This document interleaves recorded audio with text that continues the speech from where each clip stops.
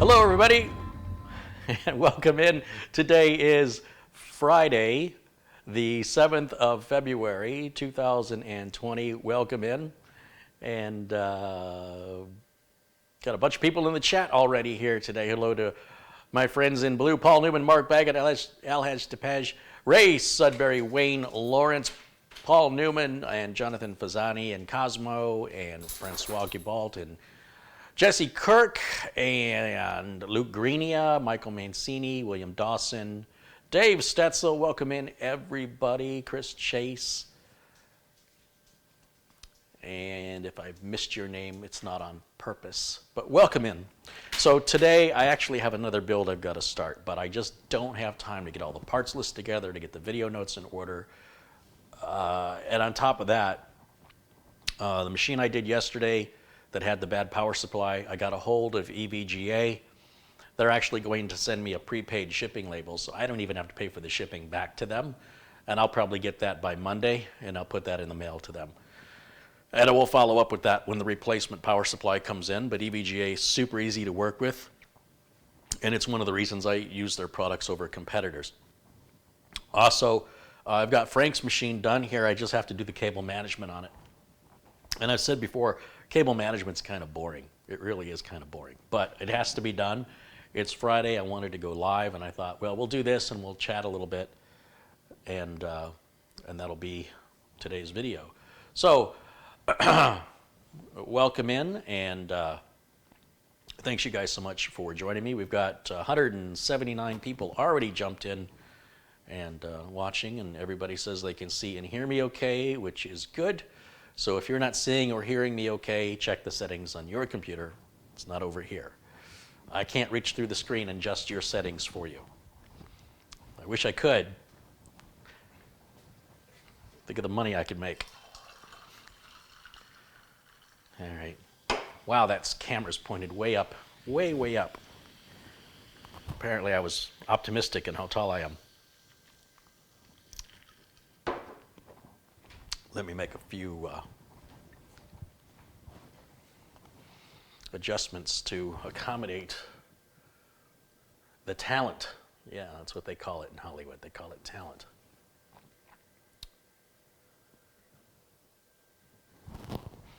That look level? I think that's going to look pretty level. That looks more normal. Good, good, good. Okay.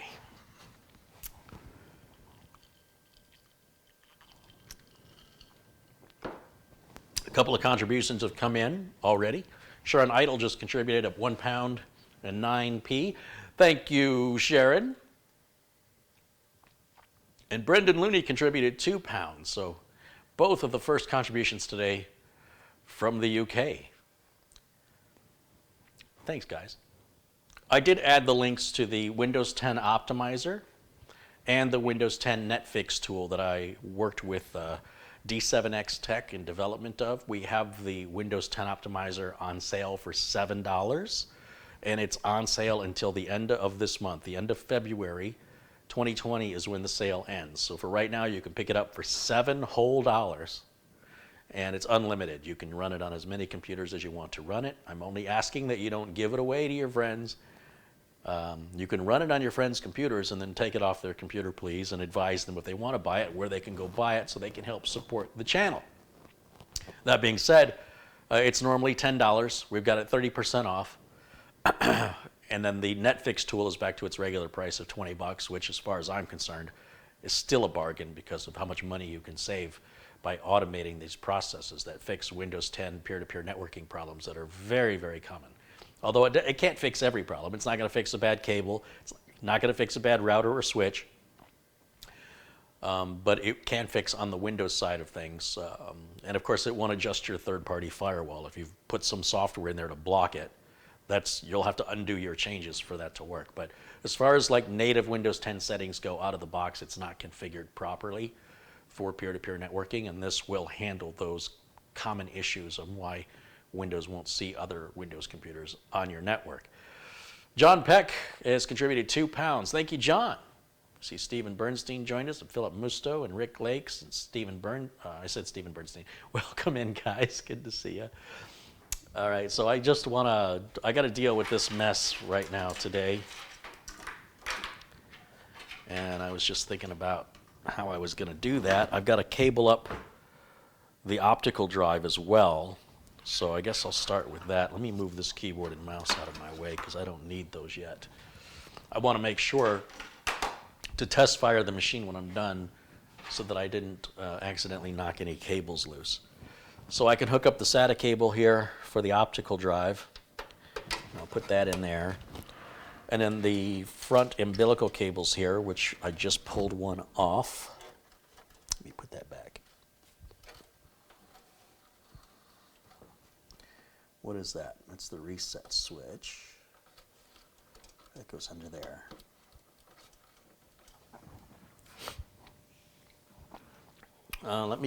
Let's see, we'll grab some cable ties.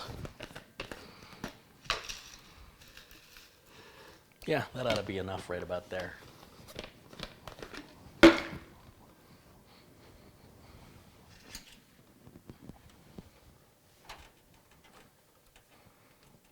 So when I put this first one on, I push the cables forward towards the motherboard, so I'm not inadvertently putting pressure on them to pull them away from their connectors. Remember, I am shipping these computers. I think this one's going to Maryland, if I'm not mistaken. I can't remember. I think it's Maryland. So that's a long way from Arizona, and there's a lot of opportunity for the cables to become dislodged. So the cable management's going to do two things for me. Well, three things. It's going to make the cabling look prettier, which also makes it easier to work on the system in the future for any upgrades, repairs, or changes. But it's also going to make it less likely for the cables to fall off in shipping. And if one of these cables were to fall off, it's less confusing to the customer to know where it goes back, because it'll be connected to the other bundle that it's wire tied to or nylon zip tied to. Cable tied. We'll find a word that'll work, but you know what I mean. So I just run a cable tie about every 4 inches along the length of each bundle of cables. And then I'll grab my wire cutters and I will just clip off the little pigtails. And I try and take it as close as I can get it, right to the, as short as I can make it, because if any bit of it sticks out and you run your hand across it, it can cut your skin. They tend to have sharp edges. And then I will come around to the other side and pull this back through now. And you'll see the two I've already put on. I got a little bit of a slack here, which I can pull through if I can figure out which cable it is.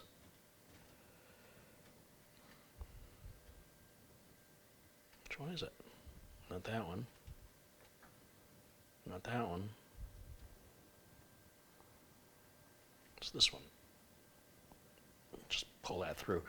I want any, if these cables are a different length at all, I want the difference to be up on this end so it's not noticeable, or it's certainly less noticeable than if it were in the middle, you know, having a bit of slack in the middle of the cable. Once again, you know, main concern is that it looks nice.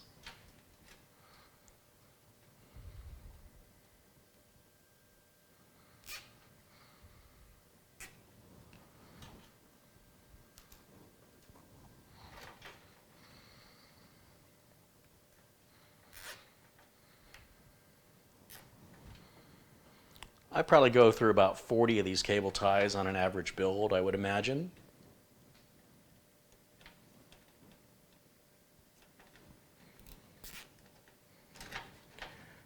So when I get them usually they come in a bag of like 500. That'll last me like 12 builds on average. Some builds take more than others depending on what sort of hardware we're using. And now look at that, I just pulled every single connector right off. That's a talent. It's one thing to pull one or two off. I pulled the entire thing off. Guess I pulled at it too hard.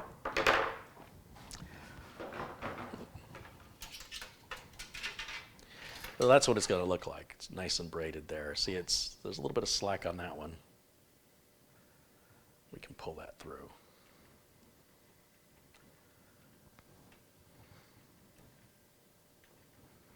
I don't want to make it too tight, or that could be why I ended up pulling this off.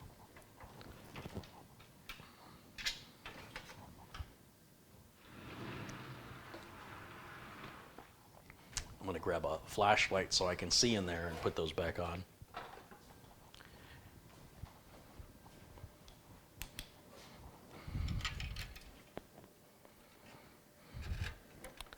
So let's see, we've got the hard drive LED, power LED, the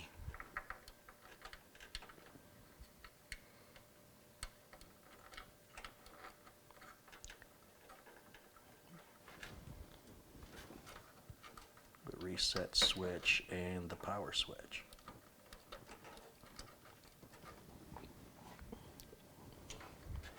If these fit on particularly loose, I can always grab my hot melt glue gun and just put a little dab of the hot melt glue between the plug and the connector.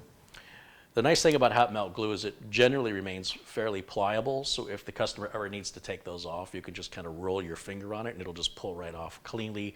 It leaves no residue behind. This one looks like it'll be okay though. Sometimes on some builds, it may be just how I do the cable management. On some, I make it too tight, or I don't run it the appropriate route or the most beneficial route. And so the cable ends up creating tension against itself at the connector. That's one more thing to pay attention to when you're doing your cable management, that you're not just pulling the cables out of their connectors by making it too tight. It's just something you practice with, and you get used to it, you know, how it should feel. So let's see, we're not using this additional connector here. We are going to need some power connectors, one specifically to the optical drive. But this is an ugly connector. I remember when I complained about this the other day. But that's the one I'm going to have to, well, yeah, they're both the same. Well, this one's closer to the edge, so we'll use this one and we'll just feed it out through here.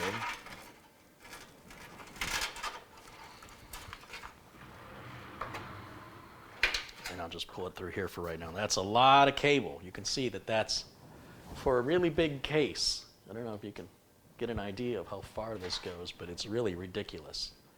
Way too long, way too long. What was this power supply? This was that 600 GD. Yeah, I'm not buying any more of the GD series power supplies from EVGA. I do like many of their power supplies, but I don't like all of their power supplies. And let me be very clear on that. Because we have a graphics card in here, I do want to plug the front fan in, and we can do that now. The front fan cable's right here. We'll just get rid of this wire tie. And then straighten the cable out as much as possible. It's all kind of twisted in order to fold. They twist it.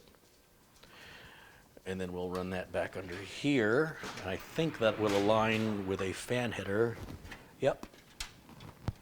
Fan header's right there.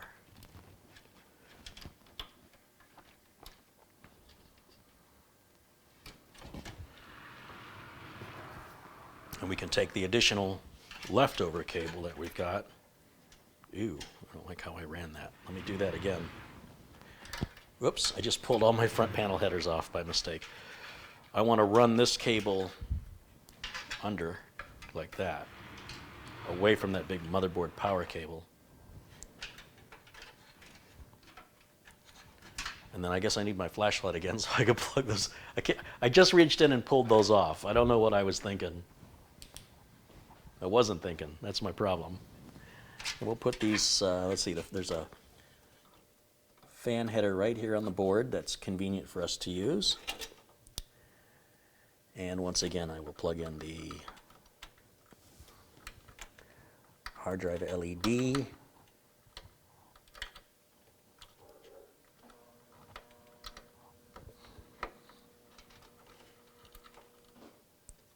And the power LED goes above it.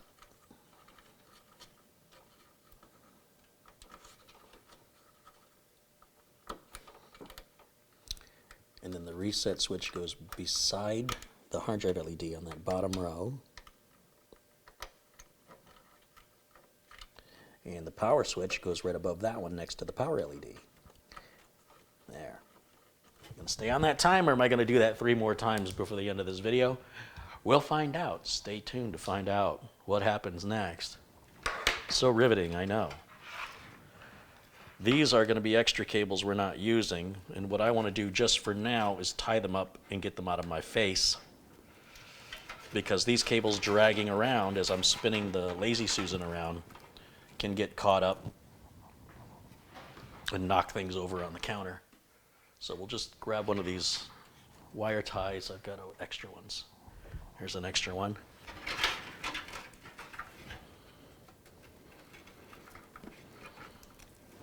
And this is just meant to temporarily hold the cables, and we'll address putting a proper cable tie on this once I've established how much extra I'm going to have on the power cable here, because the rest of that slack will go down with this bundle of cables and be zip tied down to the bottom of the case using the holes on the bottom of the case to keep that cable management nice and clean. I've also got to run the zip ties across this USB 3.0 cable. I guess I can do that now. Now I could unplug this and run it while the cable's straight, although the cable, when it bends, adjusts the length of the cable. The cable on the inside will end up becoming shorter than the cable on the outside. Kind of the way NASCAR works. When a car takes a corner on a racetrack, on the inside, that car is moving faster than a car that's on the outside of the same corner. The inside of the corner moves quicker. And that's often when you see passing being done in car racing, they often pass on the inside. It's hard to pass somebody on the outside because you really have to have a faster car. And in car racing, the cars are all designed to have the same weight and horsepower and same size gas tank. So it no longer becomes about the car, but about the driver. So in the same scenario with a cable, the shorter cable on the inside runs a distance not quite as far.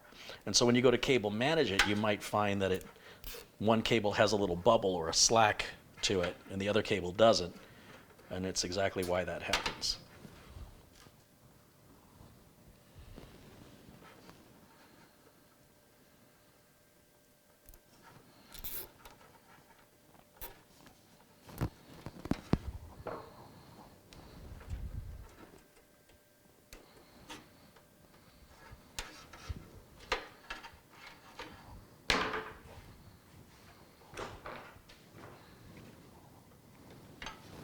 And we'll put that SATA cable through the other side as well. Straighten that out. And I can continue finishing up the zip tying of this USB 3.0 cable.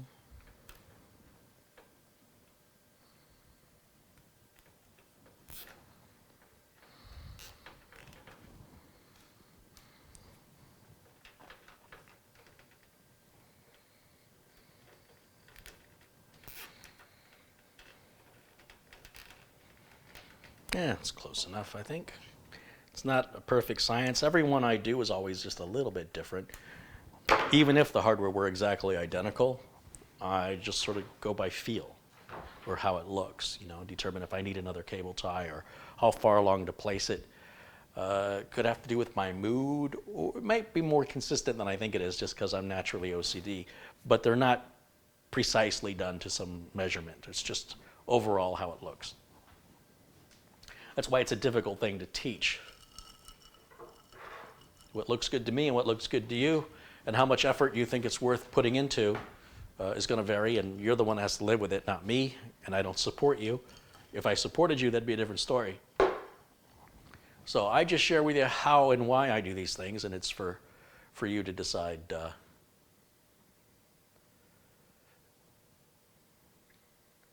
can't stop looking at a hair sticking out. Do I have a hair sticking out? I'm just glad I've got hair, to be honest. Don't make me paranoid about it. Read the comments and fix my hair. That's what they say. What's wrong with my hair? It's damn good. Talking about. Now, what can I do about my face? didn't realize I was on a dating broadcast. Planet Cryos has contributed $5. He goes, super guy deserves a 5. I'm out plowing snow in New York for my side job, making the dough to build another PC. Right on. That's fantastic.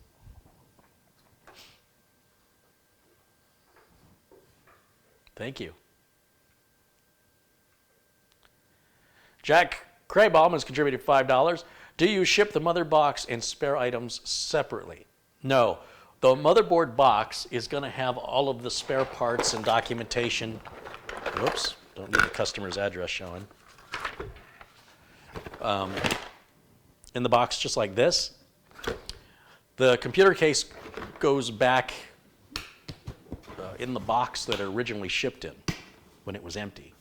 And then that box will be laid flat into a larger box. If you watch the Beast build that I did for Mike Smith, you will see him unbox it. You'll see the way he receives it, and he unboxes it on camera. So it's a box inside of another box, and it's shipped laying flat. It's not shipped this way. It's shipped with the video card facing, so it's not hanging upside down. Obviously, you wouldn't want the video card hanging upside down for a 2,000-mile trip across the roads of the United States. It'll just vibrate loose and fall out. And who knows what damage that can cause. So I mark which side of the box, when I put it in the box, which side the video card needs to be facing. I put an arrow indicating this side up, right? And then they will pack it with what they call RAM pack, which is basically paper.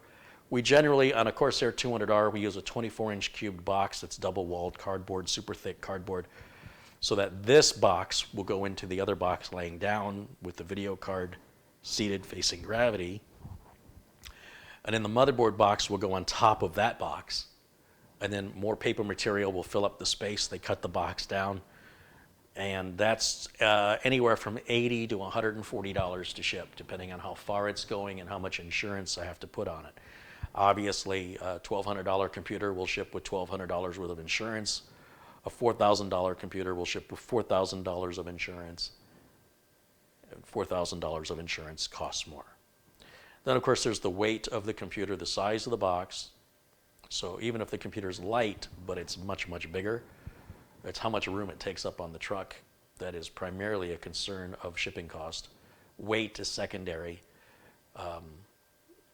And then it takes,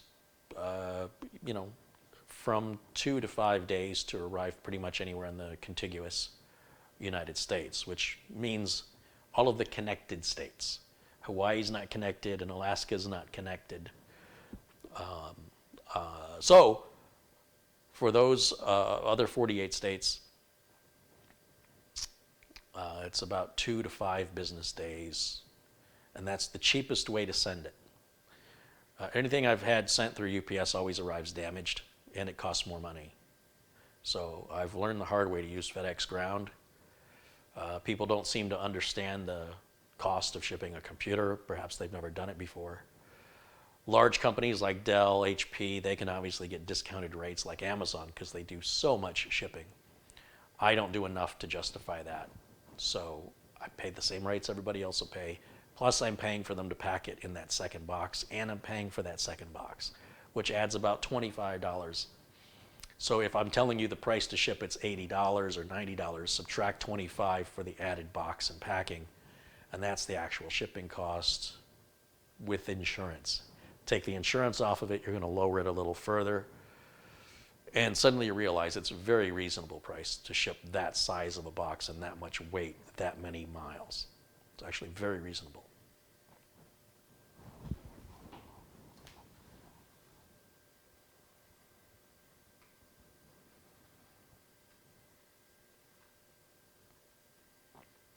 Mark Bradshaw has contributed £2. Thank you, Mark. And Magni Johansson contributed 44 Norwegian krona. He says, sponsoring your Cokes today. Right on, Magna, thank you. 613 people watching live right now. And what's on your mind, guys? What's on your mind today?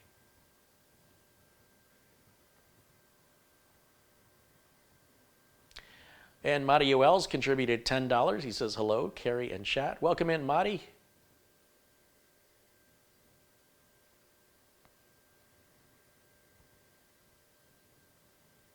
How are the contacts, Carey? I had a hard time putting them in, but once they went in, they're both comfortable today. So I must be getting better at it or getting used to it. I don't know. So far, so good. Or maybe they didn't even go in. Maybe I'll go to take them out later tonight and there'll be nothing there. Maybe that's why they're so comfortable. They're so hard to see. You know, I'm holding it on my finger and it falls. I'm like, where did it go? But I think I've got them both in there correctly. And I've got an appointment Monday to go back for a follow-up with the eye doctor to determine if we want to continue with these. And if so, if I want to do like monthly ones like these are, or daily ones where you throw them away every day, or colored ones so I can see when they're in. So if you watch my broadcast one day and my eyes have changed color, that's so I know when my contacts are in.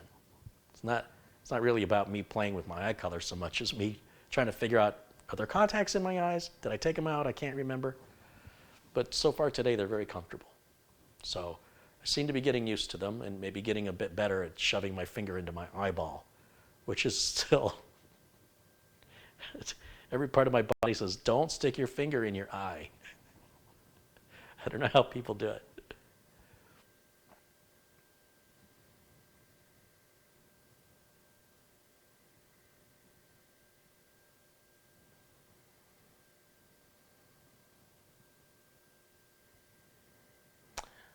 Your camera's so sharp we can see your whiskers. I should have. Did I not shave well today? Shouldn't have any whiskers.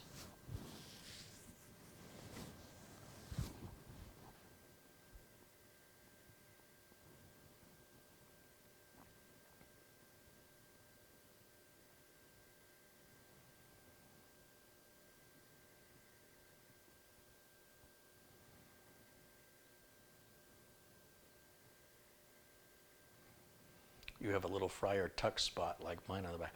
So that's a cowlick. I've had that my whole life. You know, 13 years old in school, they're like, you've got a bald spot. All the hair wants to move to one side, and the other hair wants to move to the other side, and you can see scalp when it does that. But it's not because there's no hair there. And at this point, by the way, my dad had that whole friar tuck thing, and he was receding. He said when he washes his face, he doesn't know when to stop now. At what point does my face become my head?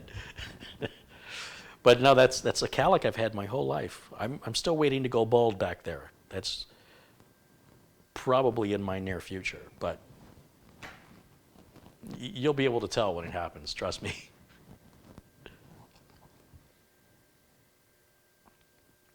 I'll have a new wig on.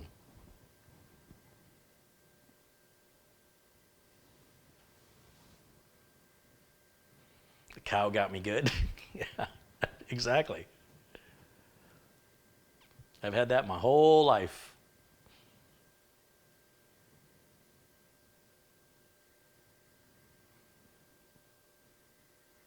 Carey, what make is your new gimbal? Dave, that gimbal is for a GoPro camera, and it's in my Amazon store. If you click on the link in the video notes, if it says, just to purchase the products you see in this video, click here. If you click that, you will see production equipment I use, and if you click on that, you'll see the gimbals right there on the front. It's one of the latest things I've added. I don't know the name brand of it off the top of my head. It was not a familiar name brand, but I'm very happy with it. It was under $100 and its motors are dead silent. It's hard to believe they can manufacture that, package it, and ship it for under $100. It's a hell of a deal. But without a GoPro camera, it won't do you much good. Do you have any idea what the Xenos build will be used for?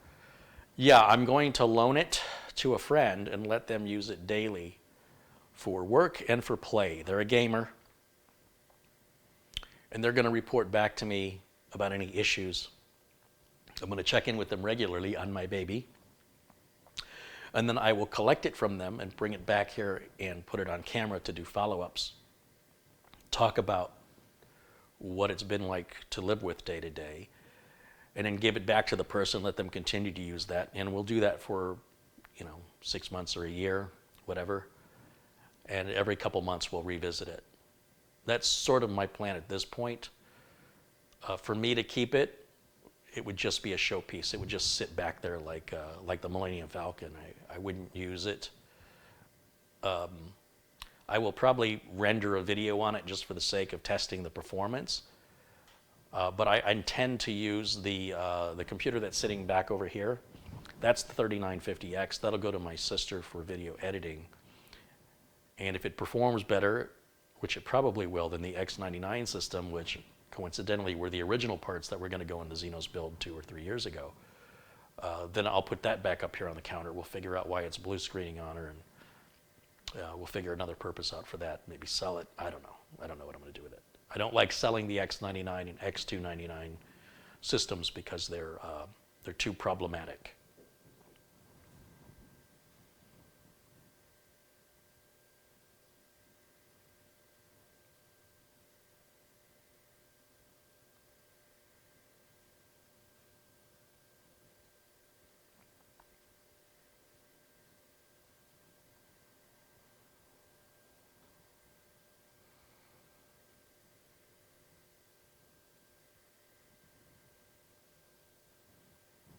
Five o'clock shadow. Shouldn't be. I'm completely smooth. Just the way the camera is.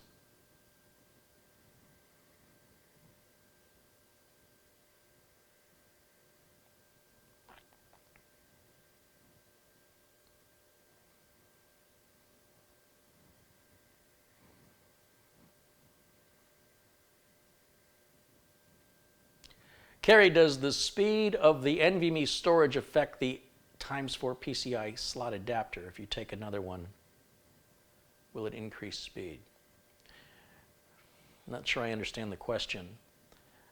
The solid-state drive will run at the maximum speed of either the solid-state drive or the connector. So for example, the Intel 660p will run at nearly the same speed at a by 2 connector as it will in a by 4.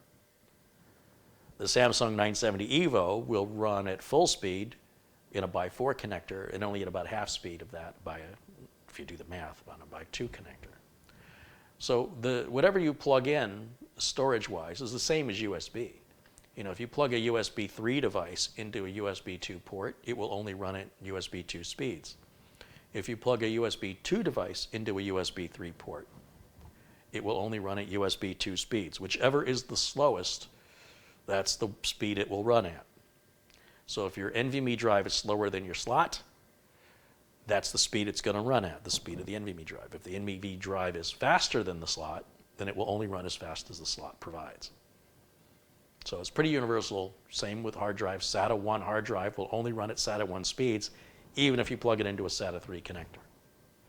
And a SATA 3 hard drive plugged into a SATA 1 connector will only run at SATA 1 speeds. Whichever one is the slowest, that's the fastest it goes.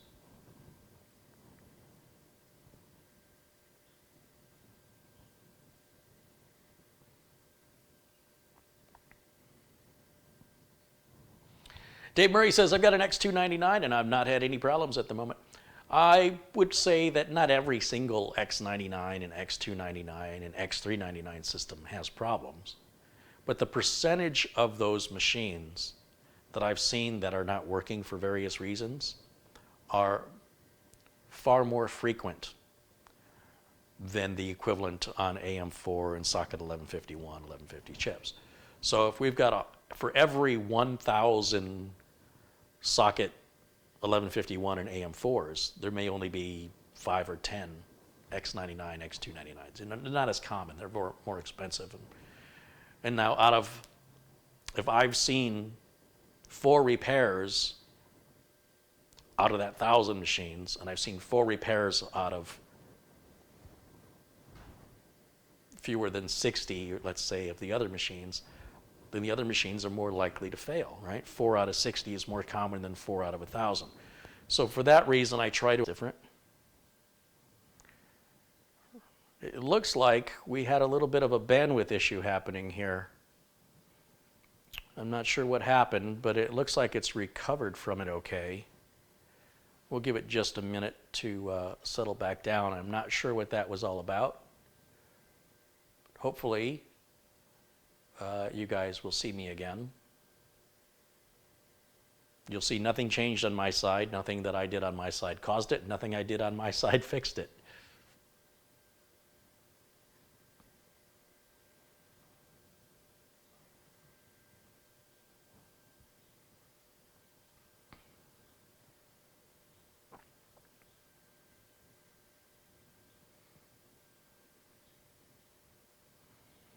Yeah, we should be good here.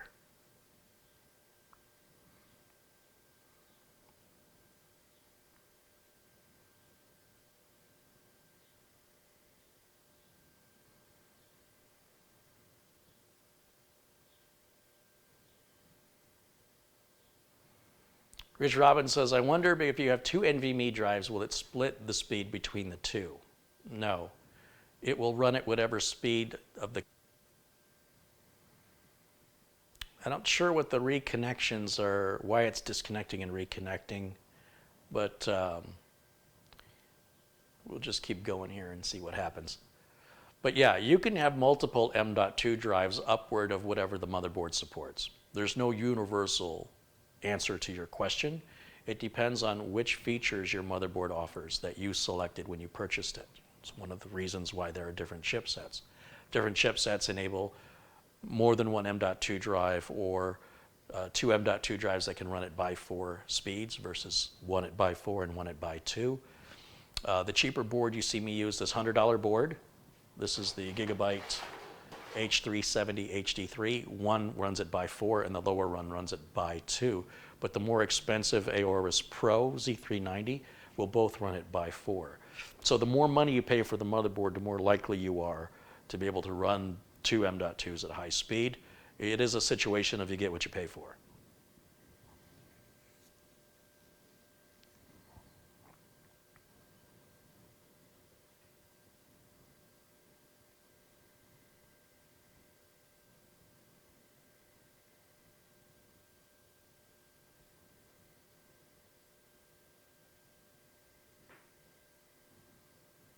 Other questions?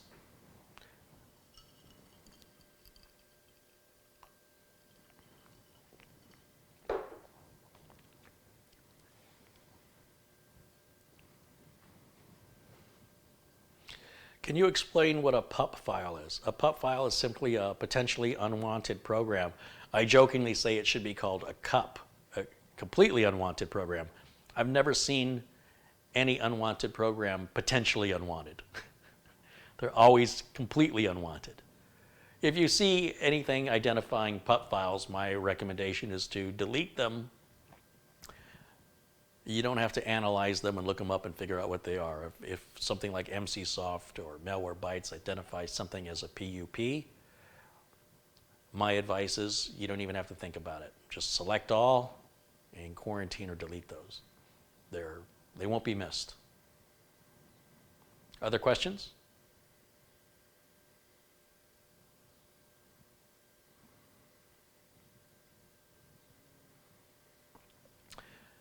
My company Tech has contributed $2 and says, you have a face for radio. Yeah, you know, I've been told that before when I did radio.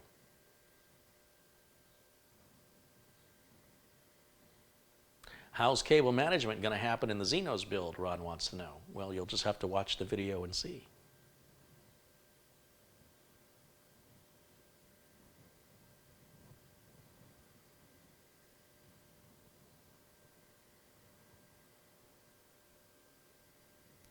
Do you build i5 systems for your customers anymore? I build whatever the customer orders. If the customer orders an i5, I build an i5. If the customer orders a Ryzen 3, I build a Ryzen 3. If the customer orders an i7, you get the idea of this, right? People are so confused. YouTube has them so brainwashed with all of the sponsored videos out there that to actually see a real person working a job and turning a camera on and showing them, they're baffled.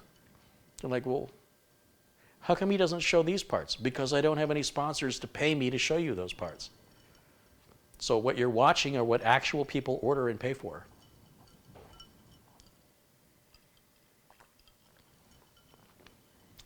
Which CPU is going in the streamer?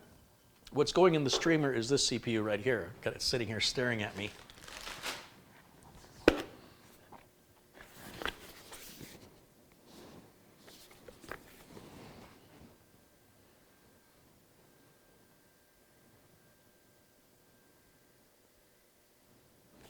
That's going in the streamer.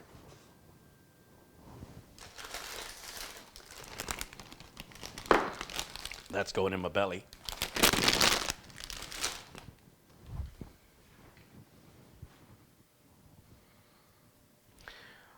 Mark Drobe Sr. says, Carey, got your screwdriver set from Amazon today. Awesome, thank you. Well, it's not my screwdriver set, but yeah, it's a screwdriver set I use, and I agree, they're pretty good.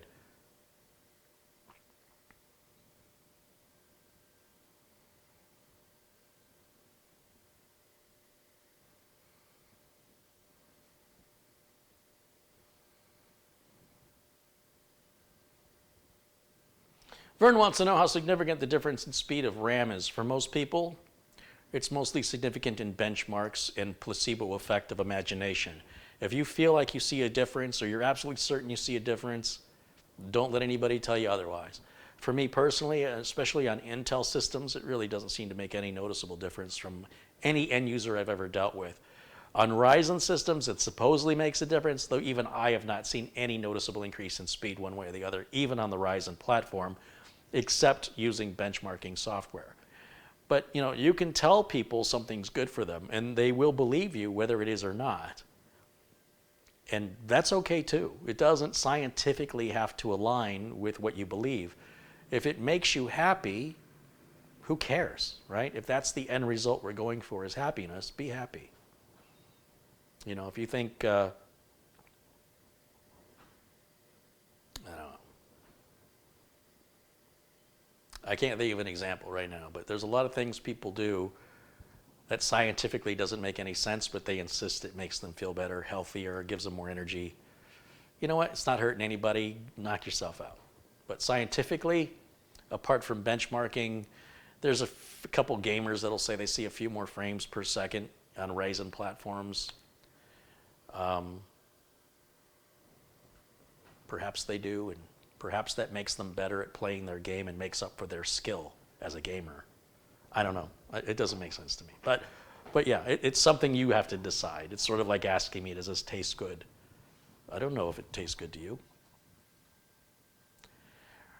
But if you're likely to see a difference, you're more likely to see the difference on the Ryzen platform, if you're going to see it.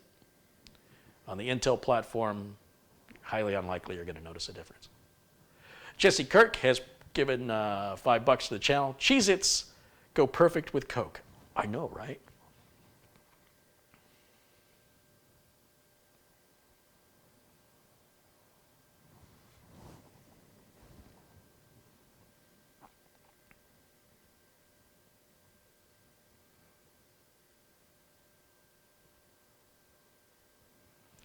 So Drapko's following up with his NVMe question.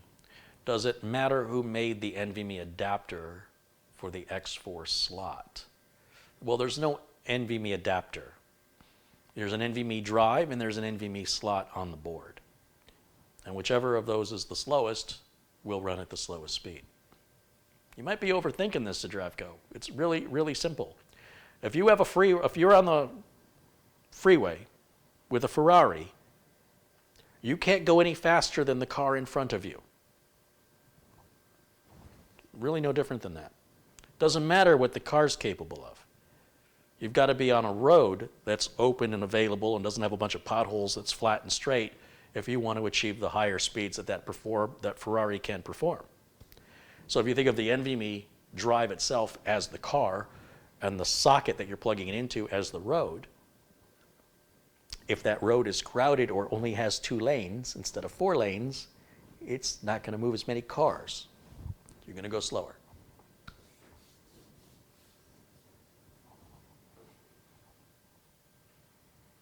Colin Hunt has contributed £3. Hey, thank you, Colin.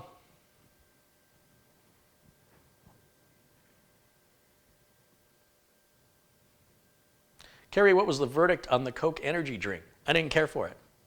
I tried it, got the t-shirt, not literally.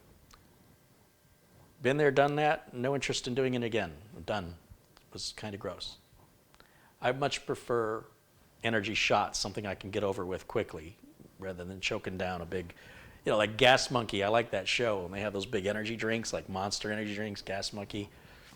There's too much to drink, man. I'm not that thirsty. By the time I work through it, all the caffeine, in order to hit that caffeine, you got to drink the entire can. If it takes me 4 hours to drink that entire can, I'm only getting a fraction of that caffeine broken up into 4 hours. It's not the same as an energy shot and just put that in and go, go, go. Because I'm not a coffee drinker. So and I need the caffeine to get me going. So that's currently my source for that.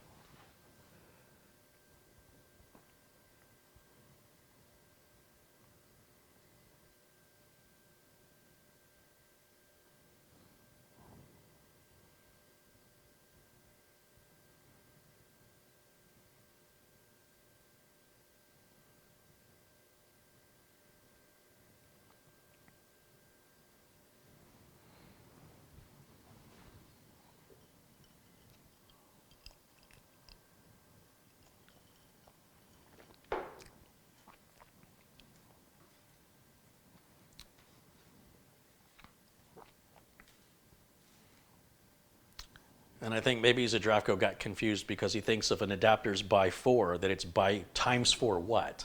It's always the same math. A times 4 adapter runs the same speed as any other times 4 adapter. They all run the same. That's what the times 4 stands for. That's the speed. If it says times 4 and another adapter says times 4, then they run both at times 4. One doesn't differentiate times 4 as being slower than somebody else's times 4. Otherwise, that wouldn't be an industry standard, and that using that term would be pointless. That's how we identify the speed. If it's labeled as by 4, it doesn't matter who makes it. That's an industry standard recognition or acknowledgement of its level of performance. So, yes, they all, if it says times 4, regardless of who makes it, they all run the same speed. The NVMe drives, however, vary in reading and writing depending on the kind of technology, caching, type of NAND technology. There's a lot of variables that affect what speeds the drives run at and also what size files you're copying. Small files, big files, all of that changes the performance characteristics of the drive itself. With the adapter being times 4, that's the maximum speed, period, that's allowed. So regardless of what the drive can do. But if the drive can only do this and the adapter can do this, then it's only going to go this fast. Likewise, if the adapter is like the times 2 and the drive is a times 4, it can only go this fast. But not all times 4 NVMe drives run at the same speed, but all times 4 adapters all run at the same maximum throughput, which is a mathematical limitation based on the characteristics of the number of lanes, the speed for which data can travel across those lanes, which is engineered by the CPU and the chipset.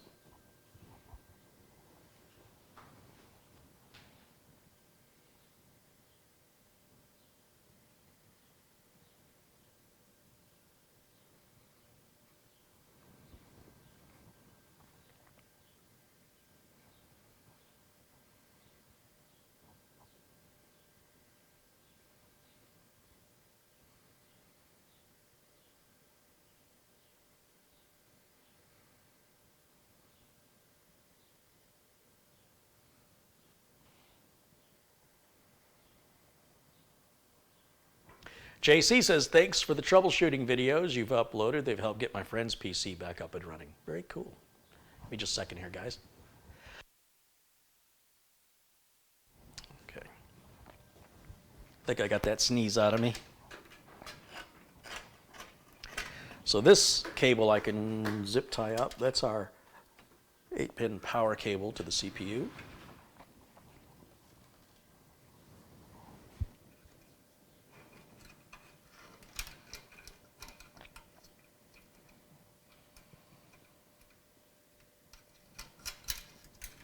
Whoops.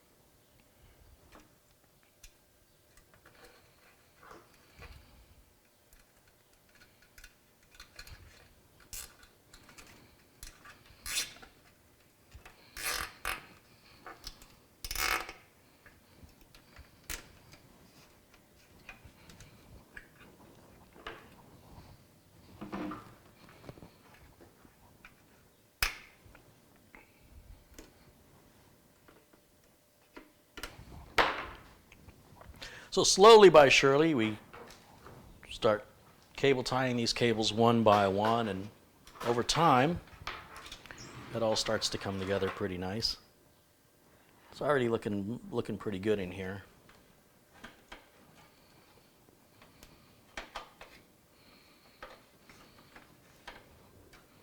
We're getting there.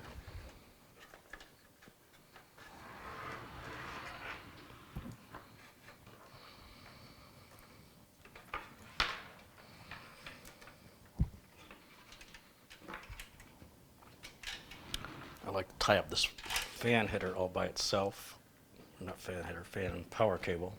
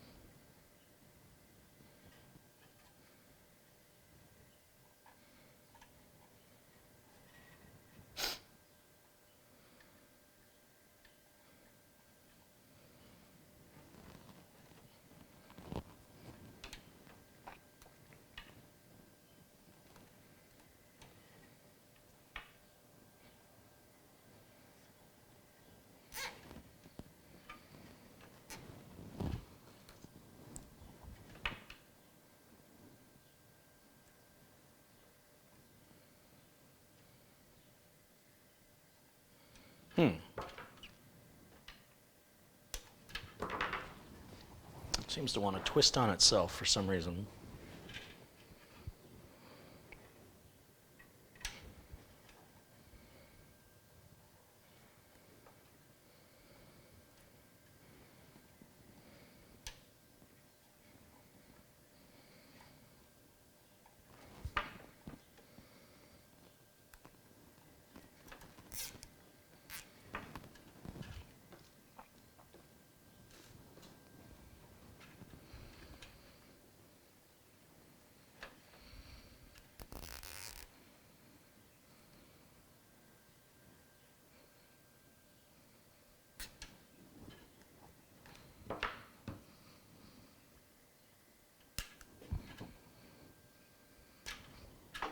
There we go. So one by one, take your time. And if you do it right the first time, you don't have to go back and do it again, right?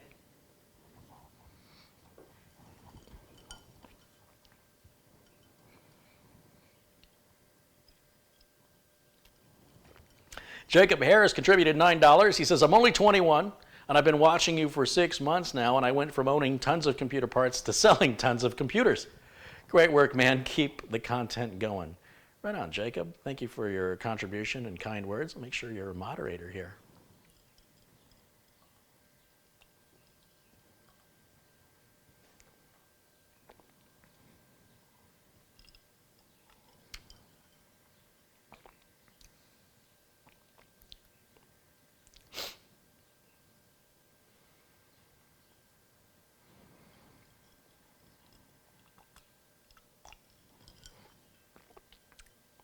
Some people are asking about slow mode. In the chat room, what happens is there are jerks that go into live chat rooms and they start spamming the chat room and filling it with their comments.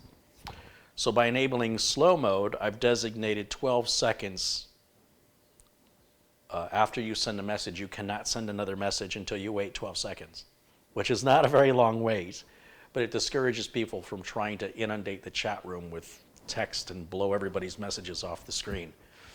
And that will always be enabled. It's not affecting the speed at which you're seeing the messages.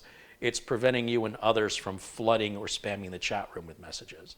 So when you send a message and hit enter, you have to wait 12 seconds before you can send another message.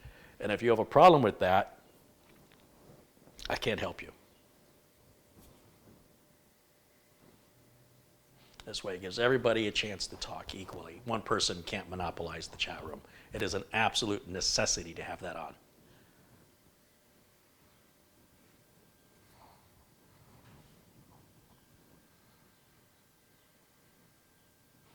So we're still running into some issues today, huh, with the broadcast? Well, it is what it is. I'm just doing cable management today. It's not really like you're missing much here.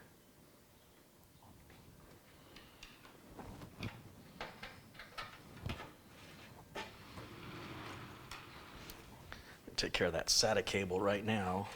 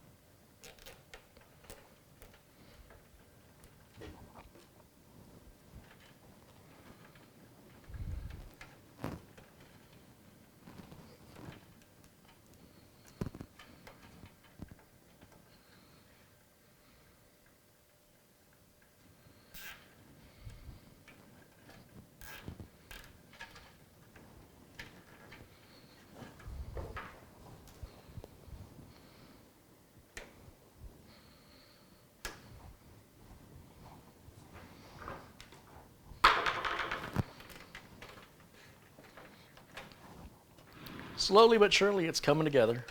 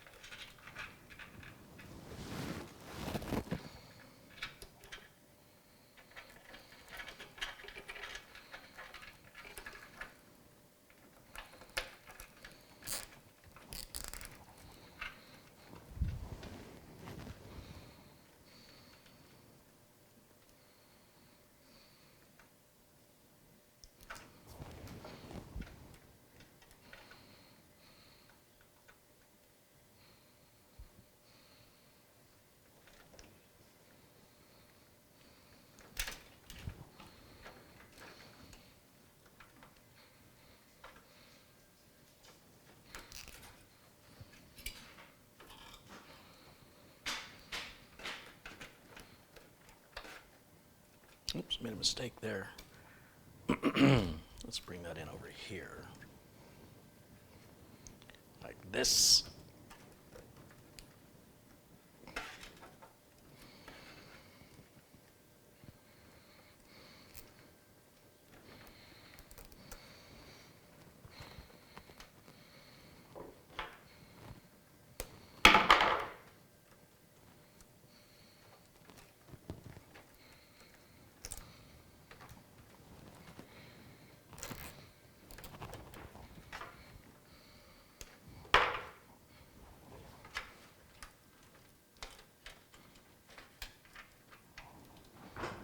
Did it to both sides, didn't I?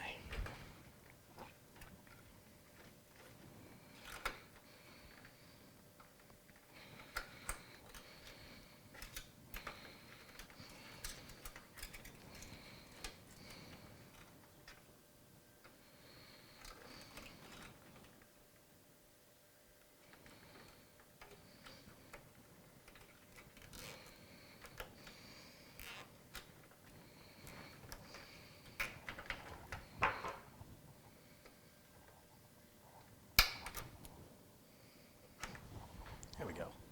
It's getting there, little by little.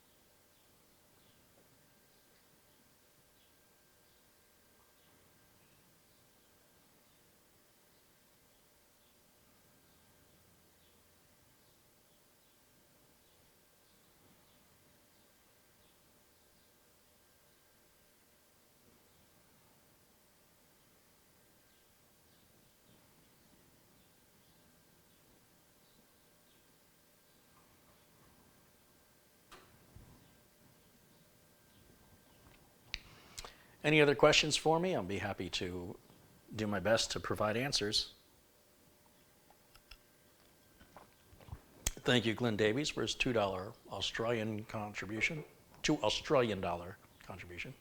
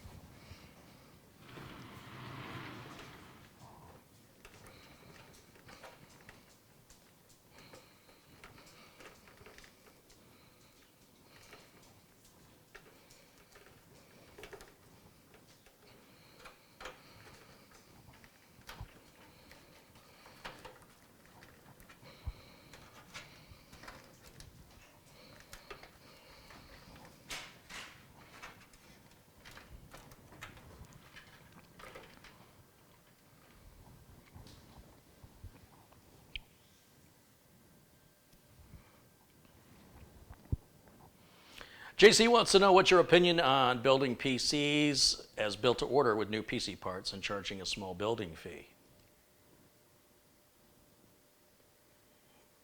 It's not, what other way is there to do it? I don't understand your question.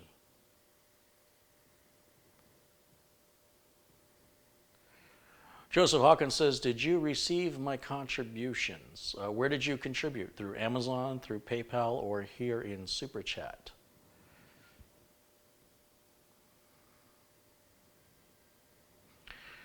Besides your streamer, what other computers do you use, Carey? I have an i5 in the back. It's my office computer. And I have my Dell XPS 15 laptop for when I travel.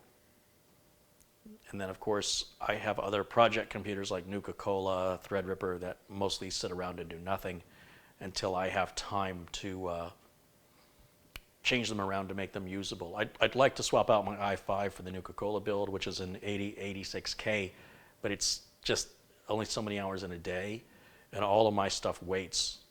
Paying customers have to take priority, and when I'm done with a day's work of dealing with customer builds, the last thing I want to do is work on my own unless it has to be done. So the i5 is doing everything I need it to do. I don't feel like it's too slow. Everything's lickety split. I'm sure it would be better if I get the Nuka-Cola case up and running. I just don't have time for it. There's so many customers waiting. Any time I spend messing with my own stuff could have been time spent working through the backlog I have of people waiting. So my stuff just waits and waits and waits. Joseph says he paid through PayPal. I cannot tell you whether or not I received your PayPal payment while I am live. It's something I check after I'm live. And I have been a bit behind in sending thank you notes to people who have contributed amounts in PayPal, so I will have to look for yours specifically after the broadcast. And I apologize for the delay. It's just, once again, we're back to time. Going through those emails, PayPal does not include your email address. So when you send anything through PayPal, if it's $1, $2, or it's $100, I have to look it up by hand through logging into PayPal with two-factor authentication. Once I'm in, then I have to go to my summary of payments, and I've got to find your name, and then I've got to click on the details of your transaction so I can pull up your email address. Once I have it, I can copy that and paste it into a response to you. It's a pain in the behind. So as a result, there's probably 3 or 4 or 5 days, maybe even more, of PayPal payments, contributions that have been sent that I have not been able to respond to. And it just sucks that PayPal does it that way. It really sucks. If I could just hit reply when PayPal says you've received a payment, and if it would just send it to the person automatically that sent me the contribution, there'd be no backup. But because I have to go all that extra legwork, that's why I'm requesting people send an Amazon gift card.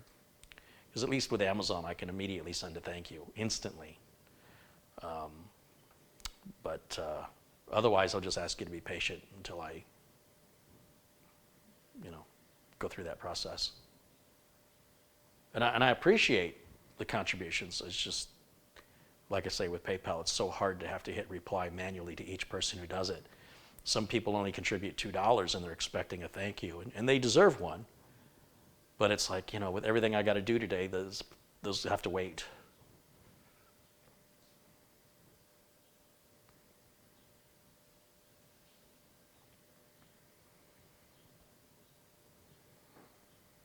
The women's elbow-length opera long gloves that you're asking about in the store, those are my green screen gloves. Those are gloves that you put on. They're called opera gloves, and they're a green color. And they'll cover all the way up to the elbow. And I demonstrated them on a previous video. So I can hold a CPU in my hand if it disappears, and you end up with a CPU floating in air. So no, it's not a mistake. Those are green screen gloves. Or at least they can be used as green screen gloves. I don't know why anybody else would wear bright green gloves to the opera. Marty Yoel's contributed $20. He says, I love the dark bass 700 Be Quiet. She's flying, Captain. That's what we built Marty's computer in, that Be Quiet, dark bass. Was it a dark bass? It's a Be Quiet pure bass, isn't it? Pure bass 700, not dark bass. I can't remember anymore.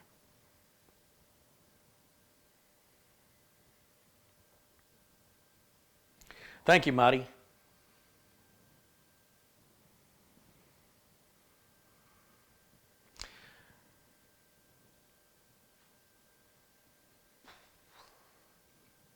Robert Fontaine's contributed $2 Canadian. What does the Uncle Carey's optimizer do? If you look in the previous videos that I've created, specifically type in the search optimizer for, Carey's optimizer, and there's a whole video explaining all of that for you there, waiting anytime you want to watch it. Do I have to pay retail prices for Windows product keys, or do I get a discount? I use OEM product keys because I'm a system builder, and I have a quick tips video on OEM versus retail and what that means, and you can watch that video at your convenience to see the difference. It's not just a price difference, there's a few other differences.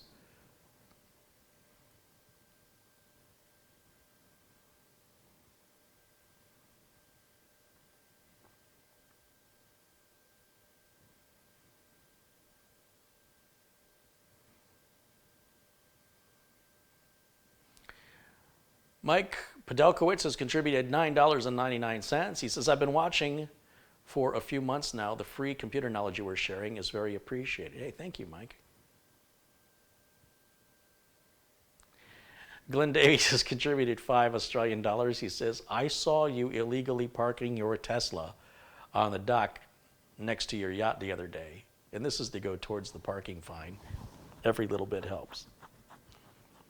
Yeah, I wish that were true. If I had a Tesla on a yacht, you're damn right I'm going to park wherever the hell I want.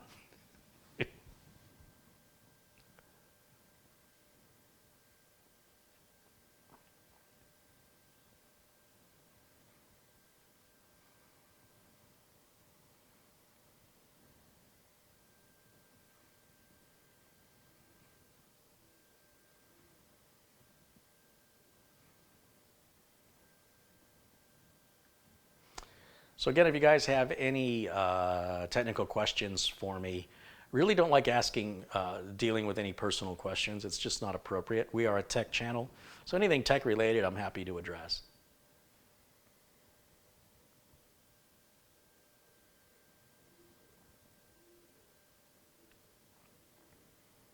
Dave King wants to know if I accept MasterCard for Uncle Carey's optimizer or just PayPal. I don't sell the optimizer. That's being sold through a company called D7X Tech. So whatever payments D7X Tech accepts, I couldn't tell you. I don't know. But it's on their website, and whatever they accept is what they accept. I don't have any say or control over that. Sort of like when I come out here and I talk to you about Acronis, and you want to know what payments Acronis take. I don't know. I don't work for Acronis. The optimizer and the Netfix tool are a collaboration. And part of that collaboration is that they will collect the funds and distribute the software. So that's something you can ask them. But it should be pretty clear on the site what payments they accept. If it's not listed on the site, they don't accept it. I mean, I don't know how to answer that. Carey, can you purchase the front panel G connector separately? Not that I'm aware of, though I imagine somebody sells them on eBay or something if they're not using it and they want to sell it. It can't be worth more than 25 cents, but I can't imagine why anybody would want to buy one.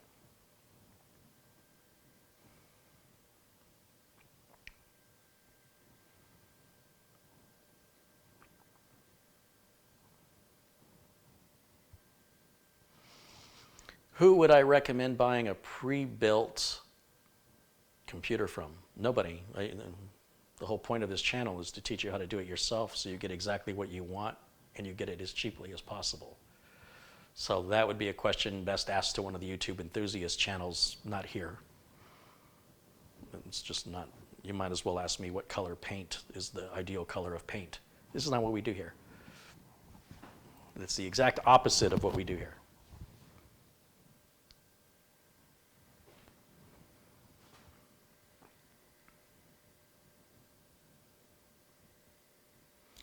D7 goes by PayPal. Well, if D7's taking PayPal, PayPal accepts credit cards. So you just use your credit card on PayPal. I don't know why I'm kind of confused.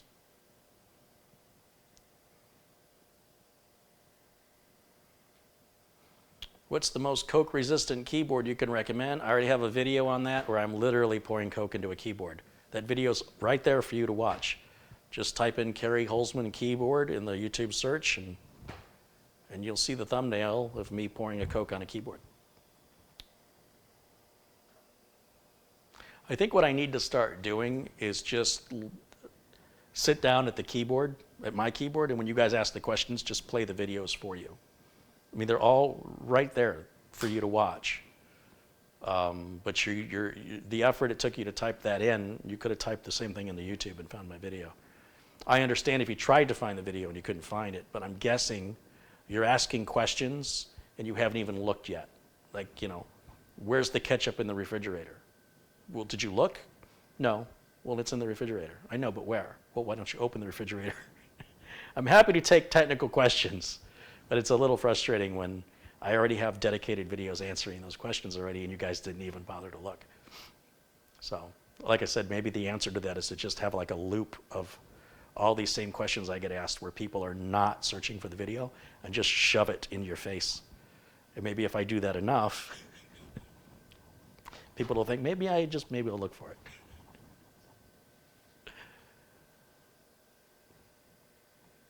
I don't know what else to do, man. What else do you do? Charles said there is a credit card option on the payment method. Cool. Rich wants to know if I've ever had a bad power cable. No.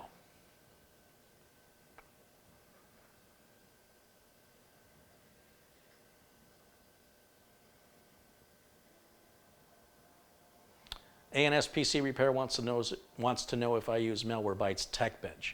I have never used it. Mike Smith from TechVets talks highly of it, but I've not used it.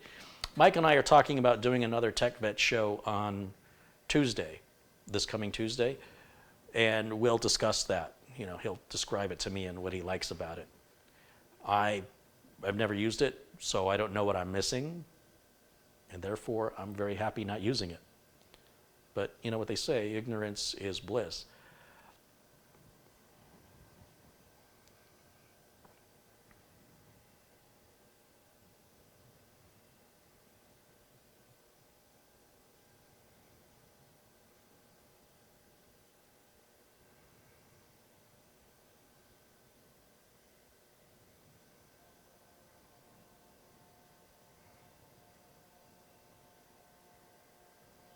Michael Dane says, Carey, I love your computer persuader. Oh, it's not a persuader, it's a motivator. Let's not confuse those. The persuader is an entirely different instrument.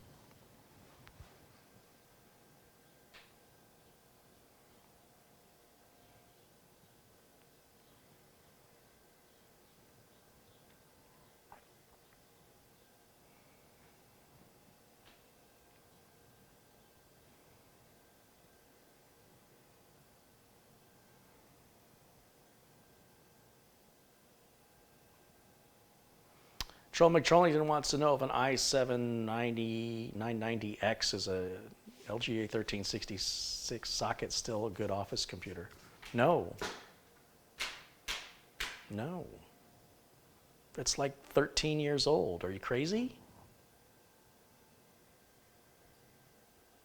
I mean, I guess if you don't care about your security or performance, no, I wouldn't.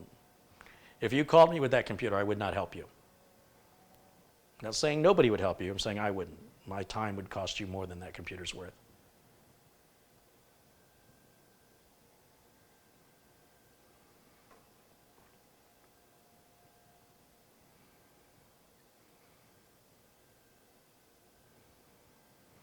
Carey, have you seen a computer or laptop burst into flames? No. I've seen pictures of it supposedly happen, but I've never actually seen it in person, so I don't know what's fake and what's real anymore on the internet with people, but I've never seen it. I've been involved with some lawsuits where I was asked to be an expert with regards to power supplies and desktop computers. There was a paint shop, and you know paint is highly flammable. And there was a paint shop that had a fire with a total loss, and the insurance company believed it was the Dell computer power supply that caused the fire. And they were offering to pay me to appear in court as an expert witness on the likelihood of that scenario. And there were two other cases involving house fires. One was an office fire, one was a house fire, where they believe the fire started at the power supply of the desktop computer. And in all cases, they were Dells. I think they were Dells. So because my clients, I have a lot of attorneys as clients, they'll say, well, we got a computer case, let's talk to Carey about it and determine whether or not they want to take the case, and then ask me if I would get involved in it. Ultimately, I never did get involved in any of these cases, but it's really hard unless you have some sort of footage, like if there was a web camera or something, a security camera running and catching the source of the fire. You sort of deal with the forensics experts to determine where that fire started. It's certainly possible anything that has a battery or anything that's plugged in could short circuit. Anything like it's possible a cockroach could crawl into a space, short circuit your power supply, and cause it to catch fire and burn the whole building down. So the same can be true for snakes and rats and other rodents if they can get in. That's why it's important you cover these slot covers exist for a reason. If you take these off, I think you'll be surprised just how many bugs and insects and things will collect inside of your computer. So it's important to keep those covered up. It also keeps little kids' fingers out too.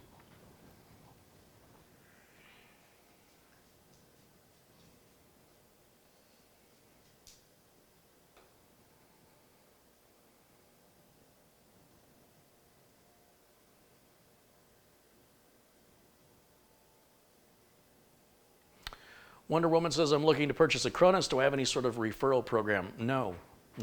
My recommendations are coming to you because they're honest, not because I profit if you make a purchase. That's how you know that what I'm telling you is coming from a sincere belief and experience, not from whether or not I profit from your decision.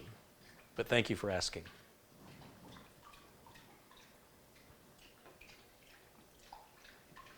There have been occasions where when a Cronus comes on the show, we'll put their software on sale.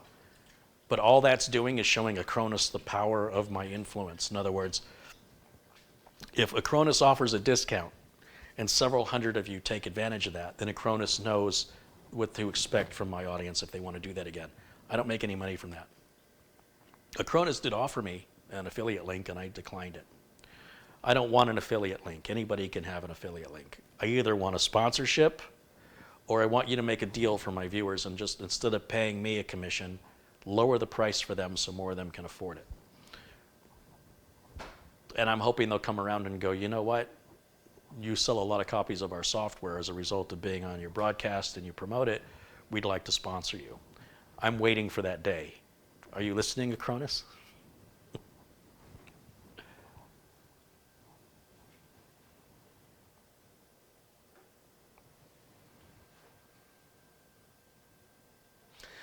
Wheelman Kentucky says, I just purchased your Windows 10 optimizer. Right on. I hope you enjoy it.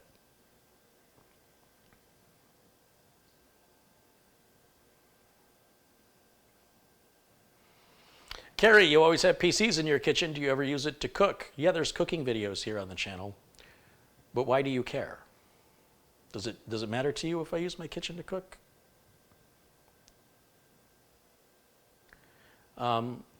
It was funny because I did I called it a gaming pizza. Because people, I guess they think they're funny when they go, oh, you ever use your kitchen? Of course I use my kitchen to cook. So I said, here, I'll make a gaming pizza. And so I made a pizza. And that video got more views than some of my computer builds. And it took almost no editing. It took no time. And it didn't cost any money to make. If I was smarter, I'd just make cooking videos. Cooking never goes obsolete. People always need to eat. Food is always going to be food. And even classic recipes from 1825 are still classic recipes today. The stuff I'm showing you today is perishable. No one's going to be interested in a 10-year-old, socket 1151 build. It's not going to get many views. They're going to want the latest, socket 6000 build or whatever it's going to be. So it would make more sense financially to make videos that are more timeless, such as engine repair, which I've done, and cooking, because those videos never age. They will be as useful 10 years from now as they are today. Technology videos, they're only useful for a few months, and then the technology gets replaced by newer technology, and nobody wants to see last year's technology. Well, I won't say nobody, but there's not enough people to make it worth doing. So all I can do is just keep making new videos constantly to try to overcome the natural decline that happens on technology videos. Glenn Davies has contributed again, $5 Australian. He goes, the one and only time I dealt with a faulty power cable, I found out that you were right all along. The power is in your hands. Ouch, that sounds painful.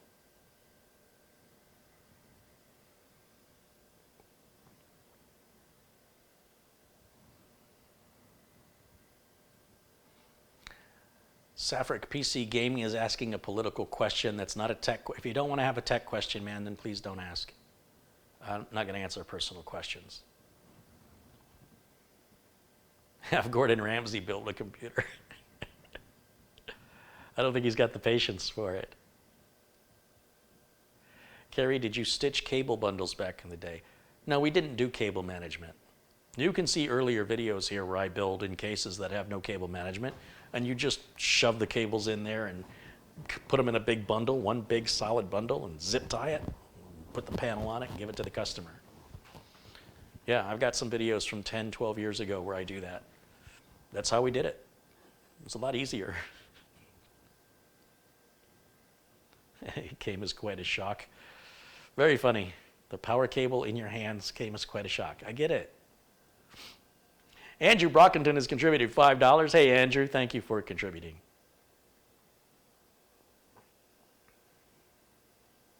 How is Subaru Mike? That's a good question. I haven't talked to Mike in about a month. I need to call him and see how he is. Last I spoke to him, he had a bunch of engine builds. I think he had 9 engine builds. He can do about 2 engine builds a week, so he's probably still working on those same 9, somewhere in there, maybe towards the end of that now.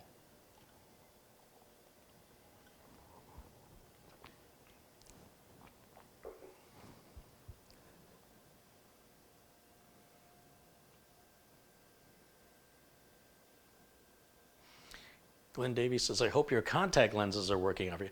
I'm still on the fence about it. Kind of a pain in the butt to put in and take out. But once they're in, I forget they're in and I can see again. You know, it's very subtle. My vision's not off by much. But I know it's going to get worse.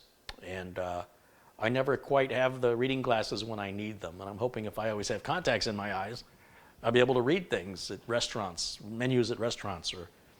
Or the solution is stop going to restaurants. That'll solve it.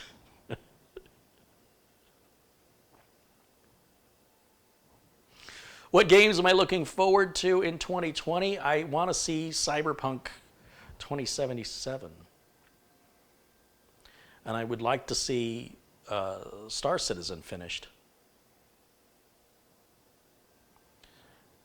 Carey, I know you only use 80 plus gold rated power supplies or platinum, but do you have a favorite brand?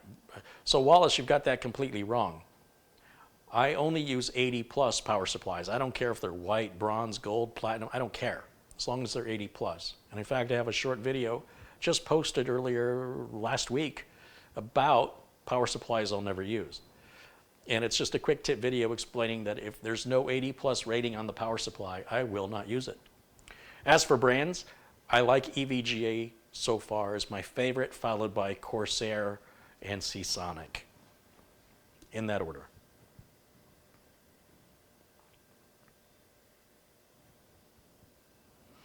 Am I waiting for something for the X570 build behind you? Yes, I'm waiting for time. I'm waiting for all of these customers who are holding out their money going, take my money, build me a computer. I'm waiting to help all those people. And once all those people are helped and there's no more people in line, I can work back on that machine over there, which is mine. No customers are waiting for it. I'm not going to put off a paying customer and go, I mean, how does that make sense? Can you imagine if you went to the grocery store and you got a cart full of groceries and you go to pay for it, and the cashier's sitting there ringing herself up, eating a bag of chips, going, hold on, I'll be with you in a minute. I just want to finish ringing myself up. And she sits there, or he sits there and does that for a half an hour. At what point do you get out of the line and shop somewhere else? That person works there. They can do that at any point. They don't have to do that while you're waiting. So as long as I have paying customers waiting, my side projects, they have to wait. So I'm waiting on time. Michael Danes contributed $5. He goes, here's $5 to get you some Coke. You deserve it. You're the man. Thank you, Michael. Did we have this conversation yesterday? And I said, you're the man.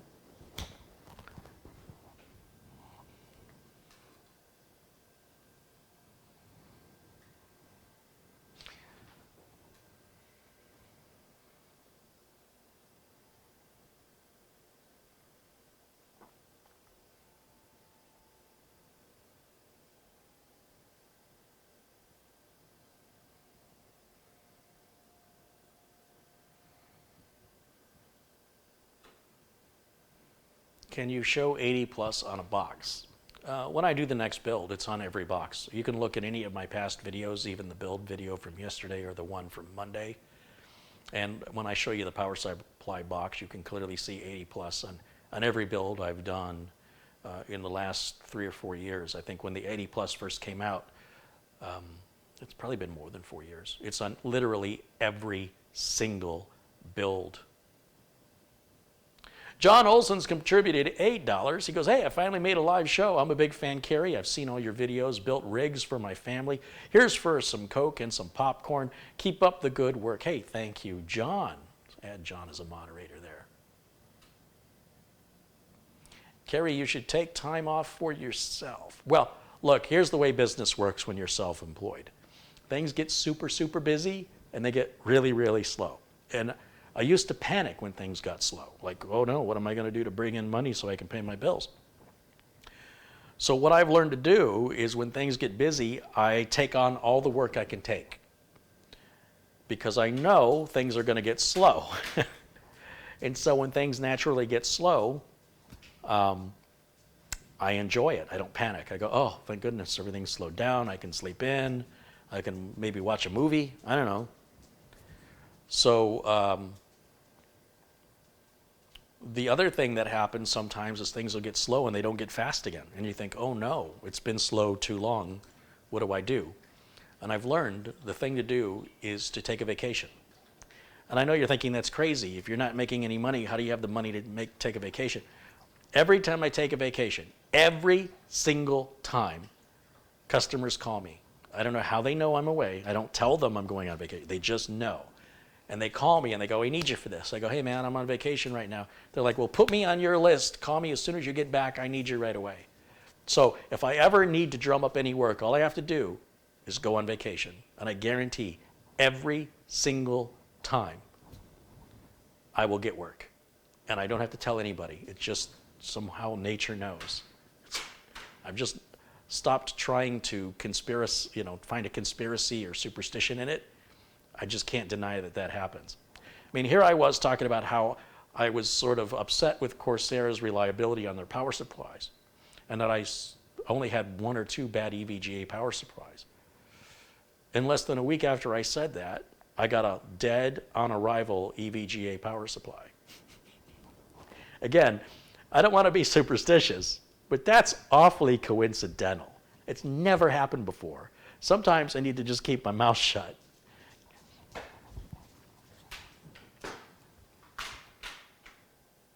Before you know it, I'm going to be reading horoscopes. You know that's bad luck.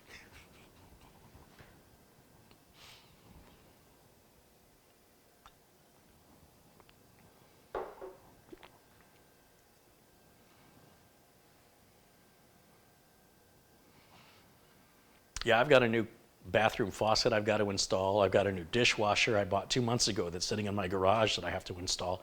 I can't see paying somebody to do something so simple, but I don't have time to do it.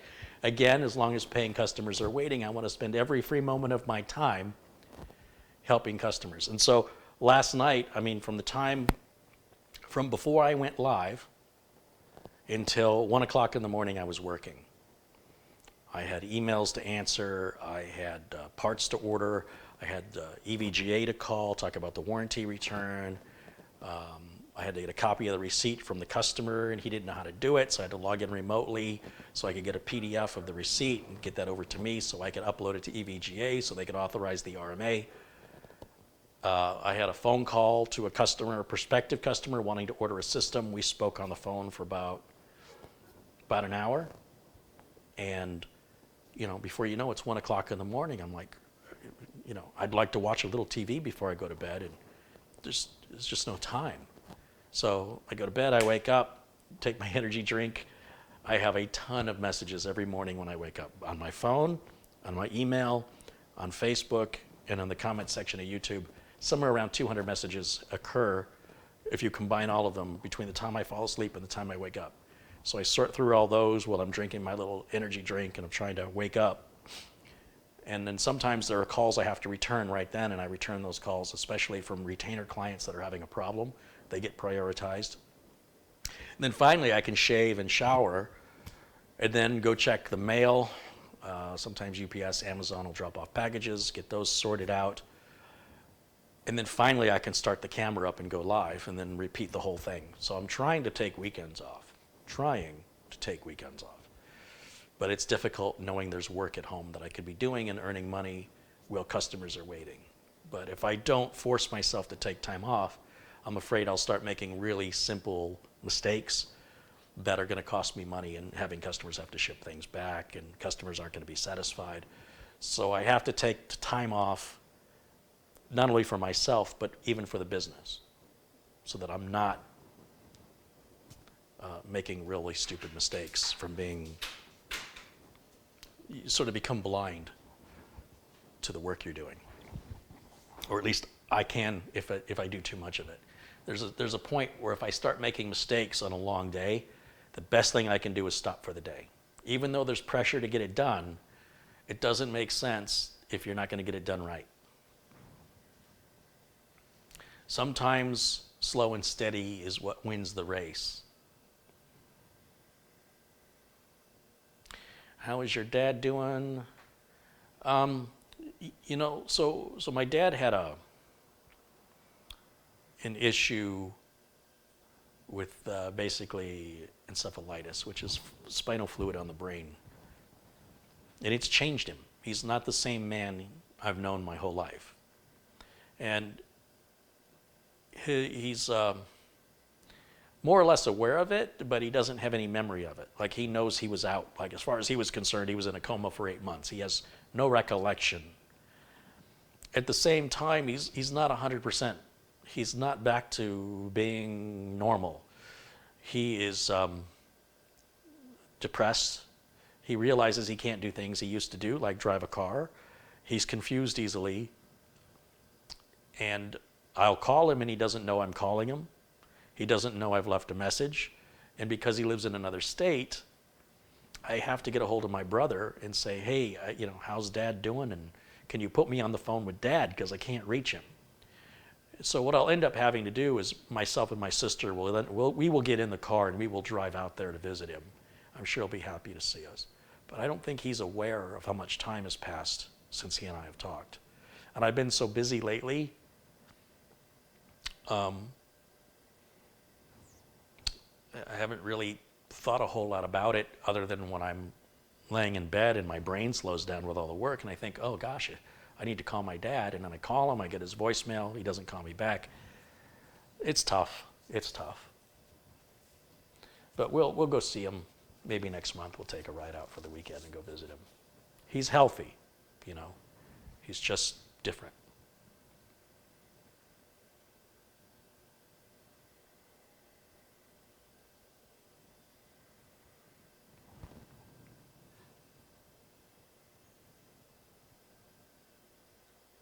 I think one of the most frustrating things is he's very appreciative to be alive. Like, as far as he's concerned, he thinks he nearly died. He didn't nearly die. He just changed. And now he's like thinking family's the most important thing in the world, and I want to spend more time with my family. But he raised all of his kids to be independent, so we're all self-employed. So myself and my siblings all work our own jobs. And it's very difficult for any of us to take any time off. And when he was raising us, he was self-employed and had very little time for us. But now he's decided that family is important, and now we should somehow find the time, because it's important now, because he feels like the end is near for him. But the end is near for all of us. You don't always get a warning. You could die in a car accident tomorrow. You could have cancer, not know you've got cancer, and by the time you find out, it may not have a lot of time. Hopefully you catch it early. Tomorrow's not guaranteed for any of us, and every day is a gift. And it's frustrating, because I want to be there for him. But he didn't raise me to be that way, and he didn't raise me that way. So he wants me to behave in a way that he didn't, to do things for him that he didn't do for me. In a way that he raised me, he wants me to behave in a different way. And I've created a life where if I'm not here to do the work, and the same with my sister, there's nobody there to do the work. My brother's business has employees. He can get away with having the employees run the business for a while. But even then, You still got to keep an eye on your employees, or you can lose your business right out from under you. So none of us can really just go, hey, I'm going to take 2 weeks off. None of us can do that. If anybody can do it, my brother can do it. But my sister and I, the work won't get done. It all has to be very carefully scheduled and planned. And even then, we'll have to have our phone with us, and we'll probably have to do a little bit of work. So that's unfortunate. And the distance, the fact that he's so far away. If he lived in the same town as me, in the same state, I would see him more often. It's just very unfortunate. And, I've already lost my mom. And, my dad could be around easily another 20, 25 years. Whether he likes to think so or not is irrelevant. So I think we have time. Hugh Wong has contributed $5. He goes, I hope you have your picture at your dad's with your phone number mounted to it. Remind him to call you. I don't. But that's not a bad idea. That is not a bad idea. I never thought of that. More or less what I do is contact my brother and have my brother connect me to my dad. And my brother's busy, and I'm busy. So often what happens is we're leaving messages on each other's phone.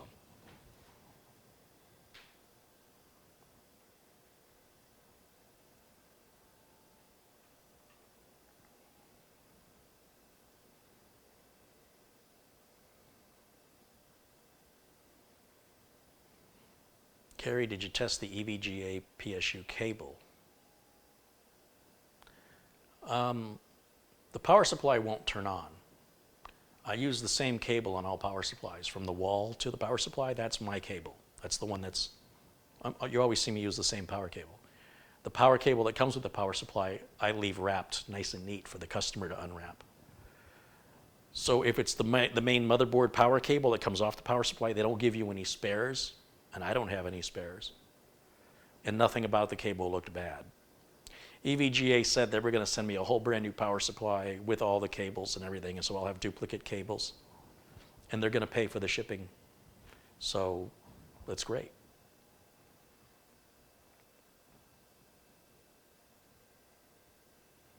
That power supply has a 10-year warranty on it. Paul says, I'm surprised Carey even sleeps.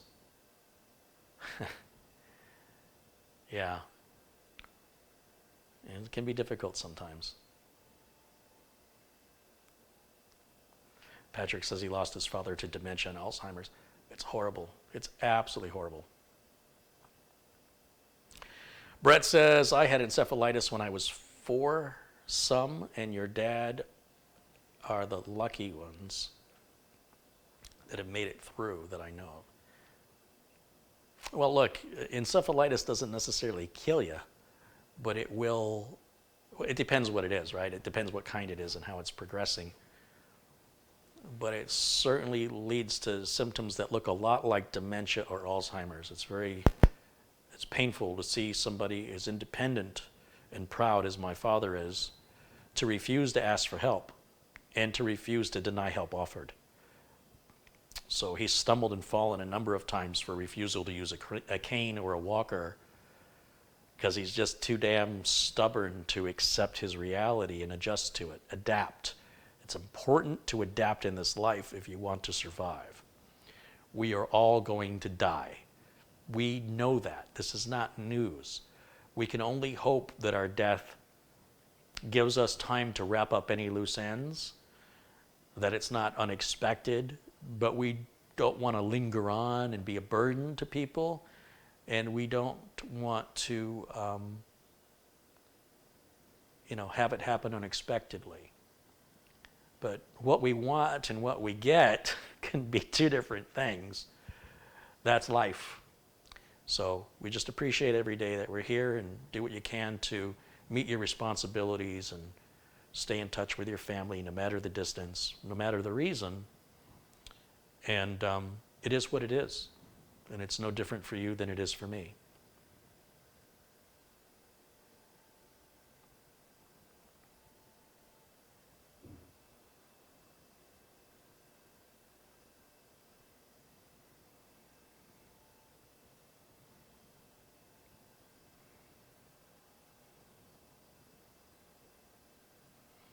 John R. said, my dad died in February of 19 of Alzheimer's, and my mom passed in October of 19, had Parkinson's. My mom died 8 months to the day after my dad. Wow. Wow. It's a famous road I used to live next to in Detroit called John R. Just an interesting coincidence there.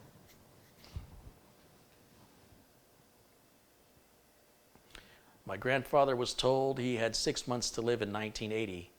He's had 5 different cancers. He passed away in 1989. Yeah. Yeah. Glenn says, well, I might be looking to expand my RAM. Is your personal preference Corsair Vengeance? It depends. Like Corsair Vengeance is good RAM because it's not very tall, so there's not going to be any heat sink interference issues.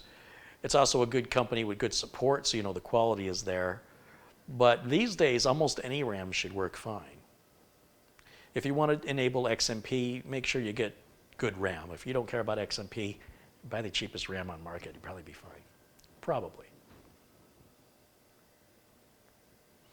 Perry said his mom had stage 4 advanced stomach cancer and didn't know until it was too late.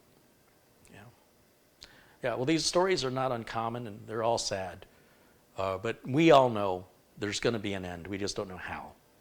And you just hope that there's not a lot of suffering. My mom had lung cancer, and to watch her struggle to breathe was like watching a fish out of water. Nothing you can do to help her. There's nothing you can do. It's completely helpless. It got to a point where she couldn't get enough air to speak. And again, a very strong and independent woman, strongest woman I've ever met. So to see her in such a weakened state, you just hope it didn't last very long. And in her case, it didn't, thankfully. It was a couple of weeks. You know, for some people, it can drag on for years, and it's just torture. Torture. Let's try and raise this. It's a Friday. Let's try and brighten the mood up here, guys.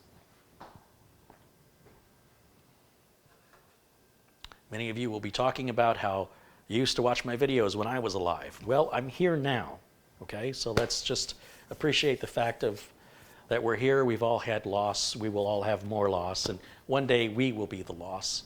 But that day's not here today. Hugh Wong has contributed $10. He goes, Carey, thanks for the wise words of life. You are a good man, mostly. I agree with you. Thank you. Mostly.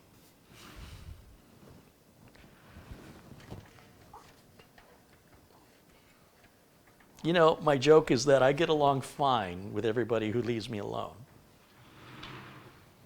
Some people like to come in here and start something. Not that you did.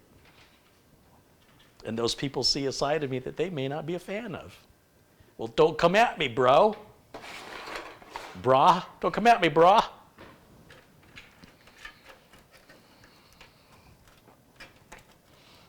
Let's see, I want to tie that down.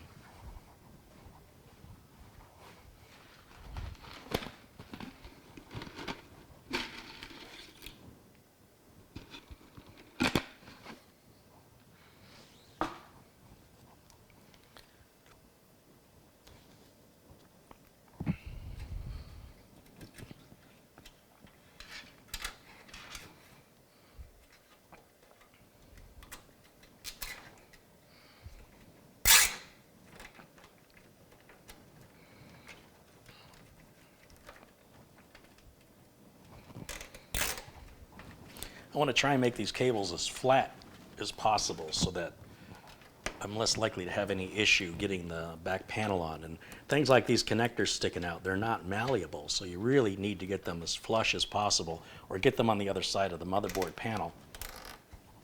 And try not to tighten this too tight, because the more I tighten it, the more it'll become more round and stick further out this way. So I want to keep it flat and make sure that the little connector on the zip tie isn't sticking out to also interfere with that side panel going on. So I'm going to leave the pigtail on that for right now, as I might need to make a few more adjustments to it. But I think I just need just a couple more here, and I should be ready to button her up. Well, at least test fire it. Make sure that I haven't knocked anything loose that prevents it from booting, which, yes, I've done that before. It's not uncommon.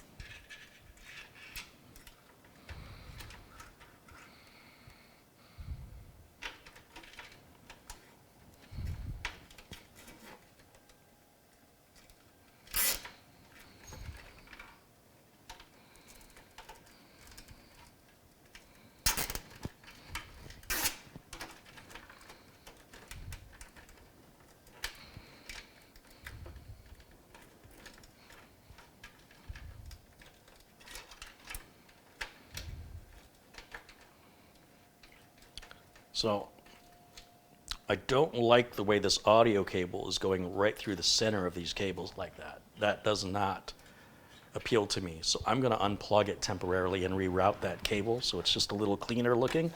And that'll also make the cables less thick when it comes to managing them. Like it's running back behind this power cable it shouldn't be, and it's interweaving with these cables and it shouldn't be. And I don't even know when that happened because I thought it was straight this whole time until just now. So we'll try this. We'll run it now that way. Oh, and look, I'm not even in the wiring in the zip tie. So let's run it through the zip tie. Again, another reason why I did not tighten it yet. So I can do that. That wasn't by luck. That was by design. I mean, I didn't know I was going to have to use it, and that's why I left it loose, in case I found something, and I did.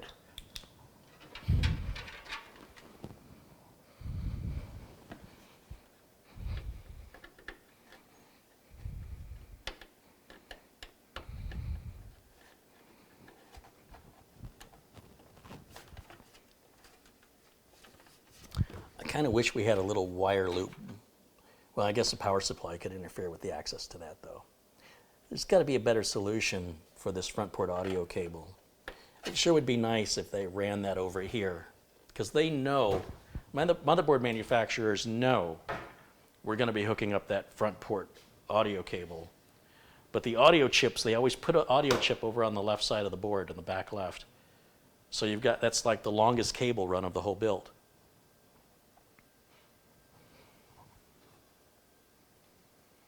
Glenn Davies contributed again. Hey, Glenn, thank you for all your contributions today. 10 Australian dollars. He goes, I just admitted to not knowing anything about XMP. Then I did a search on your channel, and guess what? There's a video about it. Just letting you know that your message is getting through. Thank God. All right.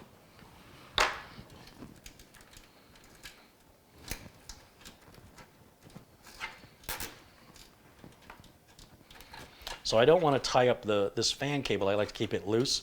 So if the customer ever has to replace that fan, they won't have to undo all this cabling.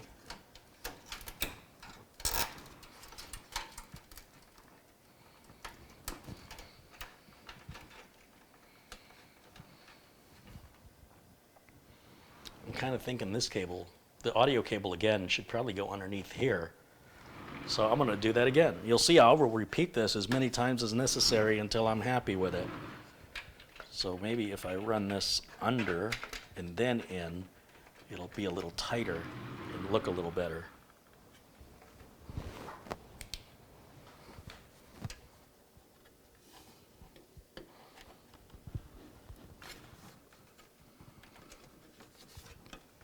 There we go.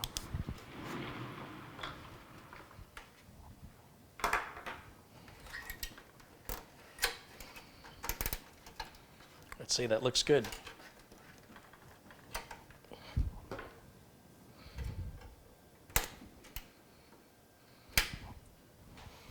You'll see I leave them a little bit loose.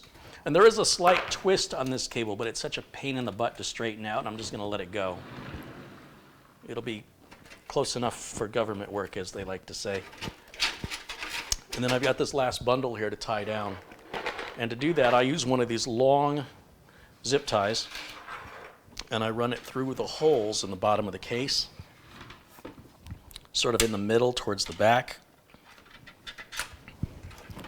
And then I'll tilt the case back, bring that up and into another one of the holes into the same row, but just a few holes down.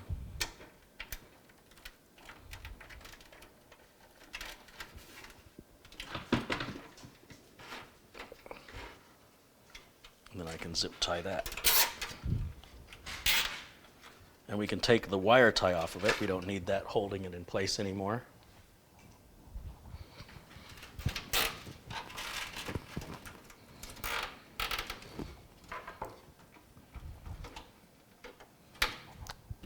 All done.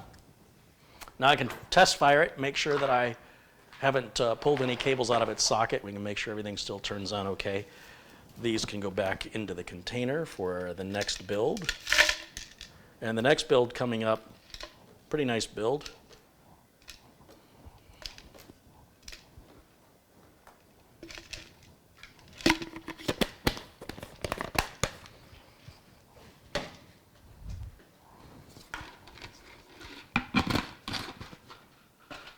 Some of the parts for that build are right over here.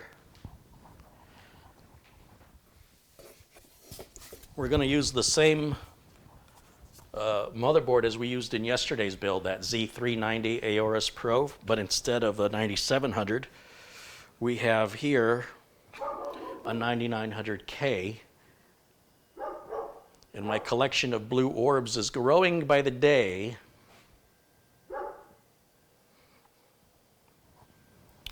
So, yeah. Oh.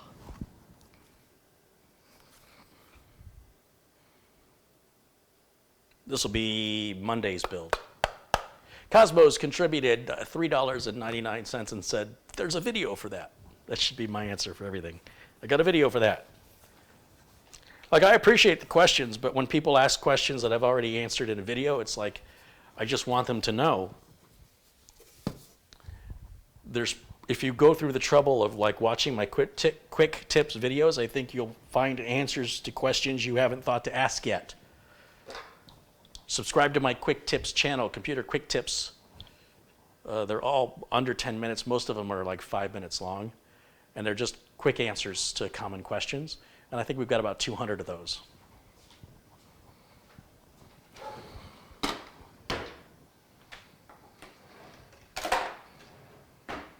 Let's see if we can fire this thing up and make sure it works. And then we can wrap up today's stream. I was on the phone with John Zlinos the other day for about an hour. If you guys had any idea what I did off stream, you'd wonder when I ate. But that's okay. You know what? Nobody can say I'm lazy. You can say I'm efficient. I'm not lazy. Glenn Davies has contributed $2, Australian dollars. He says, before you ask it, I already answered it. Maybe if it's a common question, it just means you're not alone in asking that question. And the more people ask certain questions, it kind of tells me maybe I need to address that more, make that quick tip video more prominent in order to be more helpful to viewers. You think about the people who do ask, right? Versus the people who want to know but don't have the guts to ask. Like maybe they're afraid I'm going to tell them, go look it up, go search for it. Don't be afraid of that. I'm just encouraging you to be self-sustaining, that's all. And I'm also wanting you to watch some of my content that clearly you would be interested in, but you don't know it exists. So I'm a little frustrated. Like, I spent all this time and effort to make this content, and you won't watch it, and I don't know why you won't. But I think if you did, you'd be happy about it. I think you'd benefit from it. And if it still leaves questions afterwards, then please ask. I'd rather somebody ask me a question that I've already answered than somebody afraid to ask the question.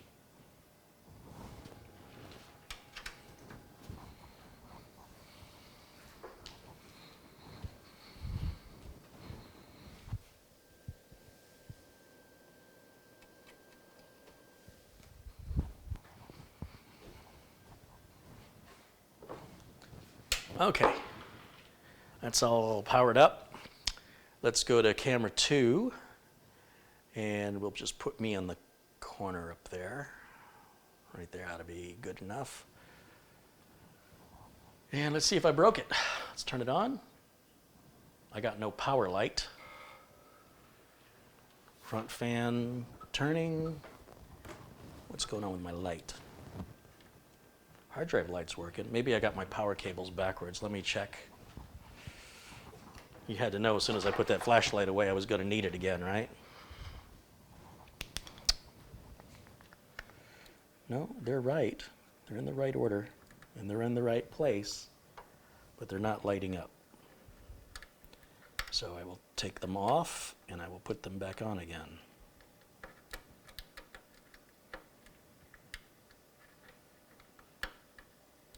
That's what can happen if your cable management is a little too aggressive. It can end up pulling your cables right out of their connectors. Still not getting a power LED. It's very strange.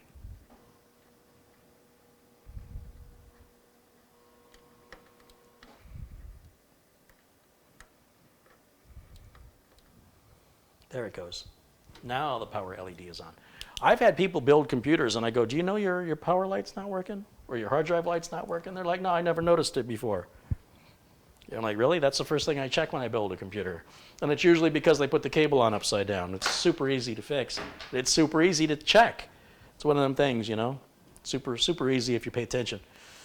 So there's the lights all work. I don't know, can you see it? Power light and hard drive light are on. Well, the hard drive light's blinking. I'm getting this error message on the screen because I'm not plugged in to the internet, which is good. And, well, not good, it's normal and to be expected. This should be activated. Windows is not activated. Should be activated. It may be because it's not plugged into the network, because I'm not getting the notification down in the corner, and this exclamation point is probably related to not being on the network. Account protection, dismiss. Let me plug it into the network and see if it shows it's activated. I swear I activated it.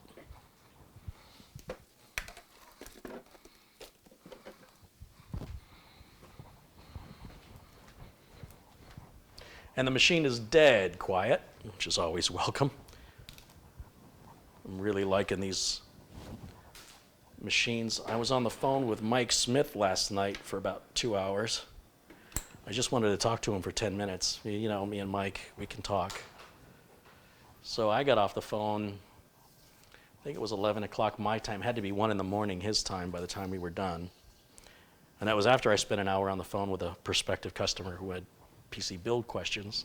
And that was after I was on the phone with EVGA to get the power supply RMA'd. Yeah.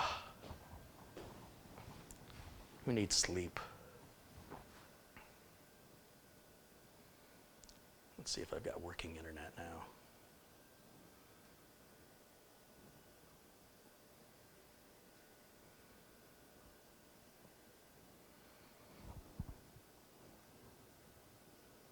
Oops.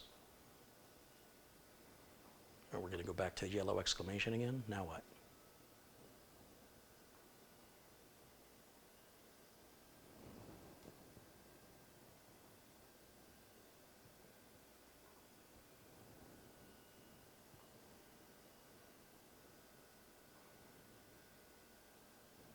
Windows is not activated. I swore I activated it.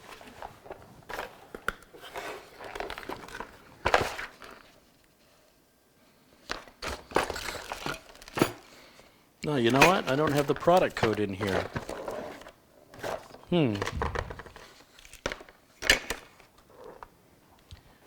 Okay, well, I will activate his Windows and I will put on a 1-year license to Malwarebytes for Frank.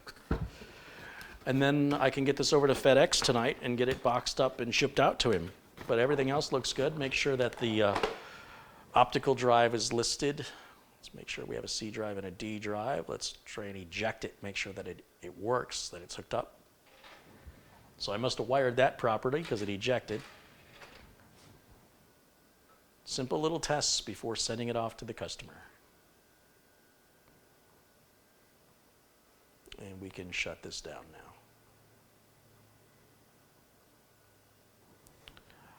Okay, so any final questions, or that's going to wrap it up for today. Thanks to everybody who has contributed during the broadcast today. Especially Glenn and Marty, your contributions were very generous, and I appreciate that very, very much.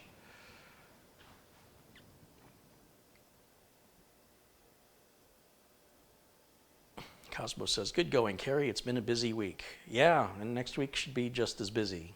I've got a presentation on Thursday, Tech Vets Tuesday, the build on Monday, plus the eye doctor on Monday. And my pest control guy is supposed to be here on Monday. I got a dentist appointment on Wednesday. Yeah, it's going to be a busy week next week.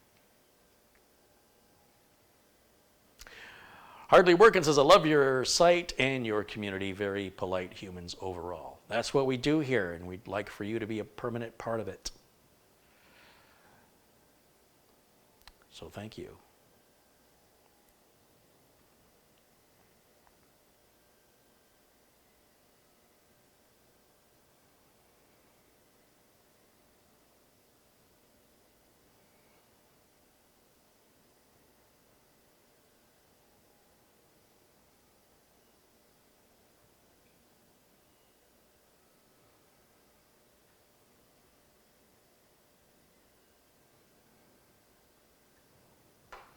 Glenn says, I think people enjoy the interaction, which is why we tend to ask you first before looking in the quick tips. Yeah, but then why make the quick tips? Maybe should I just take all the quick tips down if people aren't going to use them? Do they not serve a purpose?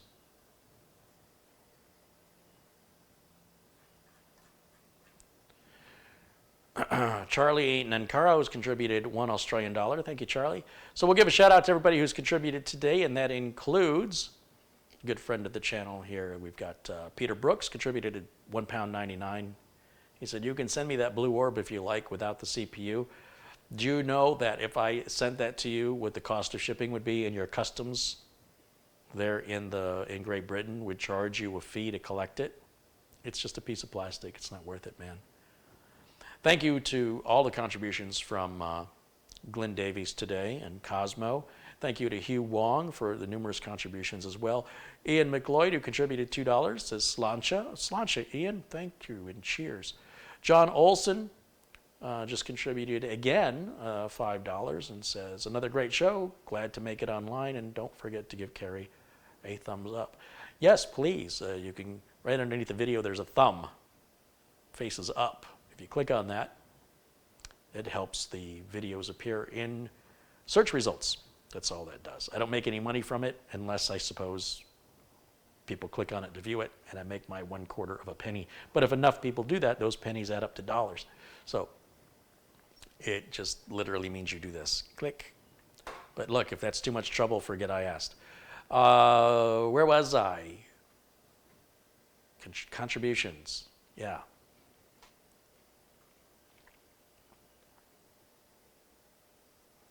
So thank you, John Olson and Michael Dane, Andrew Brockington, Madi Yoel, of course, Robert Fontaine, Mike Podolkowitz, Jacob Hare, Colin Hunt, Jesse Kirk, My Company Tech, Bearpaw, Planet Cryos, Jack Craybaum, Mark Bradshaw, Magni Johansson, John Peck, Sharon Idle, and the first contribution today was from Brendan Looney for £2. Thanks, you guys, especially the people who've made numerous contributions like Madi and Glenn and Hugh during today's broadcast. And of course, all the rest of you, of course, who have, and John Olson, the rest of you who have contributed as well. Thank you so much for helping to keep this channel free of any sponsorships. And thank you to all my friends in blue for keeping it civil in the chat room. I know sometimes we get jerks in here trying to make it all about them. And I like that they have a very short lifespan in this chat room with people looking out for me and protecting the community. So for those of you who are not yet blue, I do hope to one day make you blue. That's just done by recognizing you as a regular, seeing your name as being familiar, and noticing that you are friendly, you're kind, that you're not a jerk, that you participate, that you're not just lurking. That's what will turn you blue, apart from generous contributions will do it as well, but it's not just that. There are links in the video notes below the video. One of them is my Amazon store.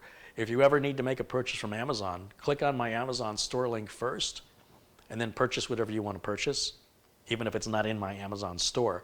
The fact that my link is what took you to Amazon, I will make a small commission off whatever you purchase. You'll pay the same price. Nothing changes for you. So it's another way to show support for the channel. Even small purchases add up to large amounts if everybody's using it, and it costs you nothing. Also, share the videos. You can hit the share button, you can copy the link and post the link on your social media sites so that I get more viewers, more subscribers. It helps grow the channel, and it's another way of showing support. And of course, just be here when I'm live, whenever you can, and participate in a very friendly way, engaging in a friendly manner with others. And that's another way to show support for the channel. So thank you guys so much for joining me today. Hope you have a good Friday and a safe weekend. I'll see you back on Monday with a brand new build. And until then, Joseph Jarsdorfer, I think that's how you say that, has contributed $2 just under the wire there. It says, great show as always. Thank you, Joe.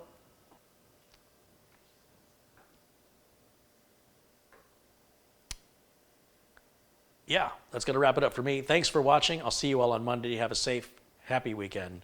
Until then, bye for now.